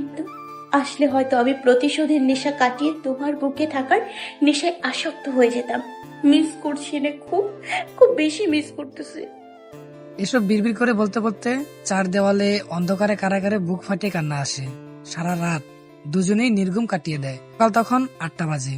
দুর্জয় ড্রেস পরে রেডি হওয়ার পরে বের হতে যাবে, এমন সময় কিরে, আজ এত আগে আগে বের হচ্ছিস যে? একটা অপারেশনে যেতে হবে। একটু বস, আমি নাস্তা রেডি করে নিয়ে আসি। তার দরকার নেই মা, আজ বাহিরে খেয়ে নিব। আচ্ছা, বেশি তাড়া থাকলে যা। সকাল 9টার ভিতরে রেস্টুরেন্ট থেকে খাবার নিয়ে মহিলা কারাগারের ভিতরে গিয়ে দেখে দেয়ালের সাথে হেলান দিয়ে বসে হাঁটুতে মাথা রেখে অন্যদিকে তাকিয়ে আছে। দুর্জয় ধীর পায়ে আনিকার কাছে গিয়ে আনিকা। জি হ্যাঁ। বলে তাড়াতাড়ি মুখ তুলে তাকিয়ে দেখে, ও আপনি? খুব ভয় করছে তাই না? না, তেমন কিছু না। বলে মুচকি হাসতে থাকে। সবসময় এই মিথ্যা হাসি দিয়ে সবকিছু ঢেকে রাখা যায় না। আনিকা তখন ঠোঁট বাঁকিয়ে কান্না করে দুর্জয়কে জড়িয়ে ধরে। কেউ দেখলে খারাপ ভাববে। আমাকে নিয়ে যান না, আমার এখানে থাকতে ইচ্ছে করছে না। আমি আপনার সাথে থাকতে চাই। বলে কান্না করতে থাকে। সারা দেশব্যাপী অলরেডি জেনে গেছে। আমার অনেক বড় শাস্তি হবে, তাই না? এসব নিয়ে না ভেবে এগুলো খাও। ইচ্ছে নেই। খেতে বলছি, খাও। না, খাবো না। হা করো, আমি খাইয়ে দেই। গার্ডরা দেখলে খারাপ ভাববে তো। ভাবলে ভাববে। এই নাও, হা করো। এভাবে খাওয়ানো শেষ হলে এখানে আরো কিছু খাবার রাখা আছে, খিদা লাগলে খেয়ে নিও। আর শুনো, কোনো কিছুর প্রয়োজন হলে সুমনকে বলবা, আমি বলে দিয়েছি, কেমন? আচ্ছা। কালকে তোমাকে আদালতে যেতে হবে। বিচারের জন্য? হ্যাঁ, ভয় নাই, কিচ্ছু হবে না। ভালোবাসি দুর্জয়। বলে হাতটা শক্ত করে চেপে ধরে ডুকরে ডুকরে কান্না করতে থাকে। এখন আসি, কেমন? আচ্ছা। সেদিনের মতো ডিউটি শেষ করে বাসা যাওয়ার পরে, কিরে, তুই না বলেছিলি আনিকা নানির বাড়িতে গেছে? হ্যাঁ বলছি তো, কি হয়েছে? খবরে এসব কি দেখাচ্ছে? যা সত্যি তাই দেখিয়েছে। এমন মেয়ে এত ডেঞ্জারাস হয় কিভাবে? ডেঞ্জারাসের কি দেখলাম মা? আমাদের পরিবারের সবাইকে পাশের ফ্ল্যাটের কেউ মেরে ফেললে তুমি তাদের কি করবা? সুযোগ পেলে তুমিও খুন করতে দ্বিধাবোধ করতা না। তাই বলে 7 জন? আমি হলে আমিও তাই করতাম। হ্যাঁ মা, আপু ঠিকই করছে। হনুমানের বাচ্চারা সবাইকে খুন করে ফেলছে। আইন তো ছিল। তোমার ছেলের মতো কিছু ছেলে আছে যারা একটু ভালোভাবে কাজ করে আর সবাই পেট ফোলায়, যার কারণে কেউ বিশ্বাস করতে পারে না। এই বাদ দাও তো এসব। কালকে মনে হয় আদালতে বিচার হবে, তখনই সব ক্লিয়ার হবে। টেনশন হচ্ছে রে ওর জন্য। টেনশন করে লাভ নাই। চল খাবি। আমি খেয়ে আসছি। খেতে আসতে বলছি, না হলে কিন্তু খুব খারাপ হবে বলে দিলাম। আচ্ছা, আসতেছি। পরের দিন সকালবেলা পুলিশের গাড়িতে করে আদালতের কাঠগড়ায় দাঁড়িয়ে দুর্জয়ের দিকে তাকিয়ে ওনা দিয়ে গাল বেয়ে পড়া জল মুছে নেয়। আচ্ছা, আসামি যেহেতু নিজে এসে ধরা দিয়েছে, সব স্বীকারোক্তি নিজেই, তাই আশা করি কারোর কোনো কথা থাকতে পারে না। তারপরে বলতেছি, বাদী পক্ষের কোনো কিছু বলার থাকলে তাহলে বলতে পারেন। মহামান্য বিচারপতি, আসামি যেহেতু নিজ থেকে স্বীকারোক্তি সব স্বীকার করেছে, সেই অ্যাঙ্গেল থেকে আমরা বলতে পারি উনি খুনি। তাই আপনার কাছে আসামির সর্বোচ্চ শাস্তি কামনা করছি। বিপরীত পক্ষের কারো কিছু বলার আছে? আনিকা তখন দুর্জয়ের দিকে, বিপরীত পক্ষের উকিল কিছু বলার আছে? ইয়েস অনার, আমার আসামির বিপক্ষের উকিল সর্বোচ্চ শাস্তি কামনা করে গেছে দেখে আমার হাসি পাচ্ছে। আচ্ছা মহামান্য বিচারপতি, উনি কি জানে যারা খুন হয়েছে তারাও খুনি? অবজেক্ট ইওর অনার, আপনি কিভাবে শিওর যে তারাও খুনি? আমি কি আপনার মতো যে দলিলপত্র ছাড়া আদালতে এসে আরেকজনের শাস্তি কামনা করব? আমার কাছে অবশ্যই সব প্রমাণ আছে, তাও ভিডিও সহকারে। এটা আমি এখনই মহামান্য বিচারপতির কাছে দিচ্ছি। বলে উকিল ফাইল সহ সব প্রমাণ বিচারপতির হাতে উঠিয়ে দেয়। মহামান্য বিচারপতি, আমার পরিবারের সবাইকে যদি কেউ খুন করে বসে, অবশ্য আমিও তাকে সর্বোচ্চ শাস্তি দেব, তাই নয় কি? অবজেকশন ইওর অনার, কেউ কোনো ভুল করলে তাকে শাস্তি দেবে আইন। আপনার মক্কেল কেন শাস্তি দিতে যাবে? এটা কি আপনার মক্কেলের ভুল নয়? এই ভুলটার জন্যই তো উনি আসামি হয়ে কাঠগড়ায় আর আমরা বিচারপতির সামনে বকবক করে যাচ্ছি। খুনের বদলে খুন, হাউ ফানি। উনি তো আইনের উপরে বিশ্বাস রাখে না। রাখবে কিভাবে? আপনার মতো কিছু উকিল আছে না যাদের টাকা দিয়ে সব করানো যায়? আপনি কিন্তু পার্সোনাল অ্যাটাক করতেছেন। যা সত্যি তাই বললাম। আচ্ছা, আপনারা দুজন হোল্ড করেন। খুন করার কারণটি আসামির মুখ থেকে শুনি। হ্যাঁ, আপনি নিজের হাতে আইন উঠিয়ে নিলেন কেন? কেন আপনি খুন করলেন? আনিকা তখন দুর্জয়ের দিকে তাকায়। দুর্জয় তখন দুই হাত প্রসারিত করে সাহস জোগানোর চেষ্টা করে। আনিকা তখন বিচারপতির দিকে তাকিয়ে, স্যার, 2019 সালের 17 অক্টোবরে আমাদের দেশের বুলেটের স্টুডেন্ট মোহাম্মদ আবরার ফারহাদকে খুন করা হয়েছে। ওনার খুনের সব ফুটেজই তো ক্যামেরায় ধারণ করা ছিল। এত প্রমাণ থাকা সত্ত্বেও কি খুনিদের শাস্তি হয়েছিল? শাস্তি হয়নি। কেন শাস্তি হয়নি? কারণ খুনিদের হাত অনেক লম্বা, তাদের অনেক মামা চাচা আছে। আমার মা বাবা আর আমার পিচ্চি বোনটার লাশ যখন দেখি না, তখন আমার মনে হয়েছিল আমি কেন বেঁচে আছি, ওরা আমাকেও কেন মারলো না, আমি কি নিয়ে বাঁচবো, কি নিয়ে বাঁচবো। এসব ভাবতে ভাবতে একটা সময় সিদ্ধান্ত নেই যে ওদের ভিডিও ভাইরাল করে দিয়ে অনলাইনের মাধ্যমে সর্বোচ্চ শাস্তি দেওয়াবো। এসব ভাবার পরক্ষণেই আমার মনে হলো এসব করে কি লাভ? আবরার ফাহাদের ভিডিও তো এমন কেউ নেই যে দেখেনি, কিন্তু কি লাভ হয়েছে তাতে? কোনো লাভ হয়নি। তাই আমি অনলাইনের উপর বিশ্বাস করতে পারিনি, যার কারণে আমি ওদেরকে খুন করতে বাধ্য হই, নিজের হাতে শাস্তি দিয়েছি। খুন করার পরে আমি এসআই দুর্জয় স্যারের হাতে নিজেকে আত্মসমর্পণ করি। বাদীপক্ষের কোনো কিছু বলার আছে? মহামান্য বিচারপতি, সবাই তো শুনলেন, এখন আপনার যা ভালো মনে হয় তা করেন। বিপরীত পক্ষের উকিল কিছু বলার আছে? স্যার, আপনার কাছে সব প্রমাণ আছে, আর আমার আসামি নিজের ভুল বুঝে সে নিজেই আত্মসমর্পণ করে। উনি যদি আত্মসমর্পণ না করতো তাহলে হয়তো আমরা কখনোই এই খুনের আসামিকে পেতাম না। এই খুনের পিছনে যেসব কারণ ছিল এখন সবই আপনার জানা।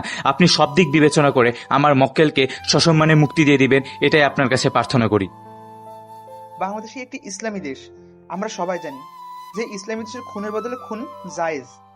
আবার আমাদের দেশের সংবিধানে আইন অনুযায়ী নিজের হাতে আইন তুলে নেওয়াটা অন্যায়। আবার আসামি যে নিজে এসে এসআই দুর্জয়ের কাছে আত্মসমর্পণ করে। যাদের খুন করা হয়েছে তারা নানা ধরনের অপরাধের সাথে জড়িত, এক একটার নামে একাধিক মামলা আছে। সুতরাং সেদিক থেকেই আমি বলতে পারি যে খুন করা হয়েছে তারা সমাজের কীট জাতি লোক। ওনারা যে অপরাধ করেছে তাতে করে মিস অনিকা না, ইউজ আইনের মধ্যে হলেও তারা ফাঁসির কাস্টডিতে ঝুলতো। মিস অনিকা আইনের উপর পূর্ণ বিশ্বাস রাখতে পারেনি, বিদায় সেই কাজটি করেছে। সেসব দিক বিবেচনা করে আসামি 3 মাসে কারাদণ্ডে দণ্ডিত করা হলো। And the case is over. Thank you all. বলে মহামান্য বিচারপতি তার আসন ছেড়ে চলে যায়।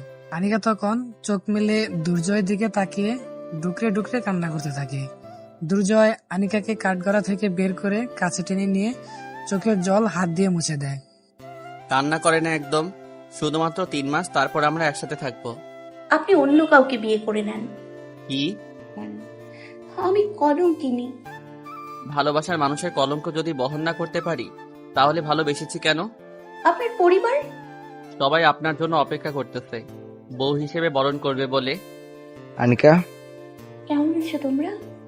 তুই এসব কেন করতে গেলি? হ্যাঁ, আমাদের কথা কি তোর একটু মনে নাই? নানি, যা হওয়ার তা তো হয়েই গেছে। মামিকেও দেখলাম আসছে। মামি কই? তোর জন্য মারুফ আর তোর মামি কাপড় চোপড় আনতে গেছে।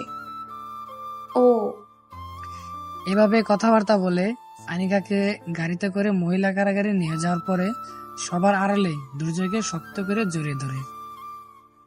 ভালোবাসি। আমিও ভালোবাসি বলে কপালে একটা চুমু দিয়ে পকেট থেকে একটা মোবাইল বের করে আনিকার হাতে উঠিয়ে দিতেই, এটা কেন? না হয় কথা বলবো কিভাবে? তাই বলে জেলে থেকে প্রেম করব? পুলিশের বউ, তাই একটু ছাড় তো দেওয়াই যায়। আনিকা তখন মুচকি হেসে হালকা করে জোরে ধরে বুকে মাথা রেখে, থাকো এখন, আমি আসি। প্রতিদিন এসে দেখে যাওয়া লাগবে কিন্তু। ইনশাআল্লাহ। এভাবে 3 মাস যাওয়ার পরে আনিকা মুক্তি পায়। এই 3 মাসে প্রতিদিন কম হলেও 2 থেকে 3 বার করে কারাগারে গিয়ে দেখা করে আসছে দুর্জয়। আজ আনিকা আর দুর্জয়ের বিয়ে। আনিকার মামারা সব আয়োজন করে বিয়ে সম্পন্ন করে।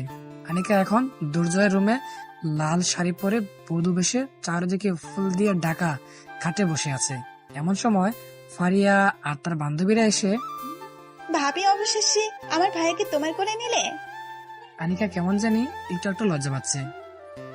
ভাবি, তুমি আমার সামনে লজ্জা পাচ্ছ? না মানে, হইছে, বুঝছি, নতুন বউ হলে। বলে সবাই হাসতে থাকে। তোমার ভাইয়া কই? কেন ভাবি, তোমার কি সহ্য হচ্ছে না নাকি? আরে ধুর, কি সব বলো। ভাই আর কোথায় থাকবে, বন্ধুদের সাথে আড্ডা দিচ্ছে। ও, চলো আমরা 4 জন মিলে লুডো খেলি। না আজকে না, কালকে। আরে ভাবি, আজকে লুডো খেলবে না, হাত লুডো খেলার প্রস্তুতি নিয়ে রেখেছে। তাই হয়তো লুডোর মন শান্ত খেলায় আজ মন বসবে না। আনিকা তখন ফিক ফিক করে হেসে দেয়। ওকে, চলো তাহলে লুডো খেলি। ফারিয়া তখন মোবাইল বের করে লুডো বের করে। এমন সময় মা এসে, ফারিয়া, হ্যাঁ মা, কি করছিস? লুডো খেলতেছি। থাপ্পড় দিব ফাজিল, আজকে আসছে লুডো খেলতে। যা, দুর্জয়কে ডাক দে, ওর সাথে কথা আছে। থাক ভাবি, আজকে তোমাদের ডিস্টার্ব করলাম না, গেলাম। বলে ফারিয়া সহ সব বান্ধবীর হাসাহাসি করতে করতে চলে যায়। মিনিট 10 পরে, হ্যাঁ মা, তুমি না ডাকছো? এই বলো, তোর কি আক্কেল নাই? আমি আবার কি করলাম? পারিস শুধু আসামির পেছনেই সময় দিতে। চল আমার সাথে। বলে দুর্জয় রুমে আসে। মা রুমে আসাতে আনিকা বসা থেকে উঠে দাঁড়ায়। এদিকে আয় মা। আনিকা কাছে যাওয়ার পরে 2 হাত দুজনে হাত টেনে 2 হাত এক করে দিয়ে, সংসার করতে গেলে মাঝে মধ্যে টুকটাক ঝগড়াঝাটি হবেই। এসবে বিরক্ত না হয়ে এনজয় করবা। দেখবা দুঃখটা কখনো টাচ করতে পারবে না। সুখ দুঃখ নিয়ে মানুষের জীবন। জীবনে যদি কোনো দুঃখ না থাকে তাহলে সুখটা ঠিকঠাকভাবে উপলব্ধি করা যায় না। তাই আমি তোমাদের দুজন থেকে আশা করব যাতে সারা জীবন খুব সুন্দরভাবে একে অপরকে মানিয়ে নিতে পারো। আর এই মেয়ে, আমি কিন্তু এখন আন্টি না, বুঝছো? মা বলে ডাকবা। ইনশাল্লাহ আমিও মায়ের মতোই আগলে রাখবো। শাশুড়ি মুখে এমন গোছানো কথা শুনে আনিকা তার শাশুড়ি মাকে জড়িয়ে ধরে কান্না করে দেয়। আর এই শোন, এখন বিকাল 4টায় ডিউটি শেষ হওয়ার সাথে সাথে পরিবারকে সময় দিবি, বুঝলি? থাকো তোমরা, গুড নাইট। বলে মা চলে যায়। মা চলে যাওয়াতে দরজা লাগিয়ে আনিকা কাছে আসার পরে আনিকা বুকের মধ্যে কিল ঘুষি দিতে থাকে। আহ, ব্যথা পাচ্ছি তো। এত দেরি হলো কেন? মাত্র তো 12:30 বাজে। নিজে তো একটু পরে ঘুমিয়ে যাবেন। মোটেও না, আজকে বউয়ের সাথে গল্প করব। আমার ঘুম পাইছে, আমি ঘুমবো। বলে আনিকা রাগ দেখানোর বান করে। যখনই বিছানার দিকে শুতে যাবে তখনই আনিকাকে কুলে উঠিয়ে নিয়ে ঠোঁটে চুমু দিয়ে আনিকার চোখে চোখ রাখি। এমন সময় আকাশ চমকিয়ে জোরে একটা শব্দ হয়। আনিকা তখন হঠাৎ ভয় পেয়ে দুর্জয়ের গলা জড়িয়ে ধরে। চলেন না, ভিজবো। এমন কঠিন বৃষ্টি ভেজা কি ঠিক হবে বলো? তো কখন ভিজবো? যখন মুষলধারে বৃষ্টি হবে তখন ভিজবো। আচ্ছা, চলো বারান্দায় যাই। কোলে করে নিয়ে যান। তুমি করে না বললে সম্ভব না। ওগো শুনছো, আমাকে কোলে করে নিয়ে যাও না। দুর্জয় তখন আনিকাকে পাজা কুলে করে নিয়ে এসে চেয়ারে বসে আনিকাকে কুলে বসিয়ে পিছন থেকে জোরে জোরে গলায় মুখ গুজে দেয়। এই শোনো না, কি? আমাদের মেয়ে হলে নাম বৃষ্টি রাখবো। আর ছেলে হলে? মেঘ। ছেলে মেয়ে এমনি এমনি হয়ে যাবে? আমি কি তাই বলছি নাকি? তো তার জন্য কি করা লাগবে? জানি না এসব, বৃষ্টি দেখো। তবে কি জানো? আনিকা তখন দুর্জয়ের দিকে তাকিয়ে ঠোঁটে ঠোঁট রাখে। ভালোবাসি সেটা জানি। আমিও ভালোবাসি। সারা জীবন এভাবে কোলে বসিয়ে গলায় মুখ গুজে রাখবে তো? ইনশাআল্লাহ। মনে থাকে যেন। ওকে, রুমে চলো এখন। আর একটু বৃষ্টি দেখি। না, চলো রুমে যাই, তারপর দেখি বৃষ্টিকে আগে আনতে পারি নাকি মেঘকে আগে আনতে পারি। অসভ্য। চলো তো। বলে দুর্জয় আনিকাকে কুলে করে বিছানায় রেখে দুজন দুজনকে জড়িয়ে ধরে। অসংখ্য ধন্যবাদ সবাইকে গল্পটা শেষ পর্যন্ত দেখার জন্য। এই পর্যন্ত গল্পটা শুনতে আপনাদের কেমন লেগেছে সেটা কমেন্ট করে জানাতে ভুলবেন না। আর এমন বিভিন্ন ধরনের রোমান্টিক মাফিয়া গল্প পেতে এখনই সাবস্ক্রাইব করুন মাফিয়া স্টোরি চ্যানেল। সবাই ভালো থাকবেন, সুস্থ থাকবেন। আল্লাহ হাফেজ, শুভরাত্রি, গুড নাইট।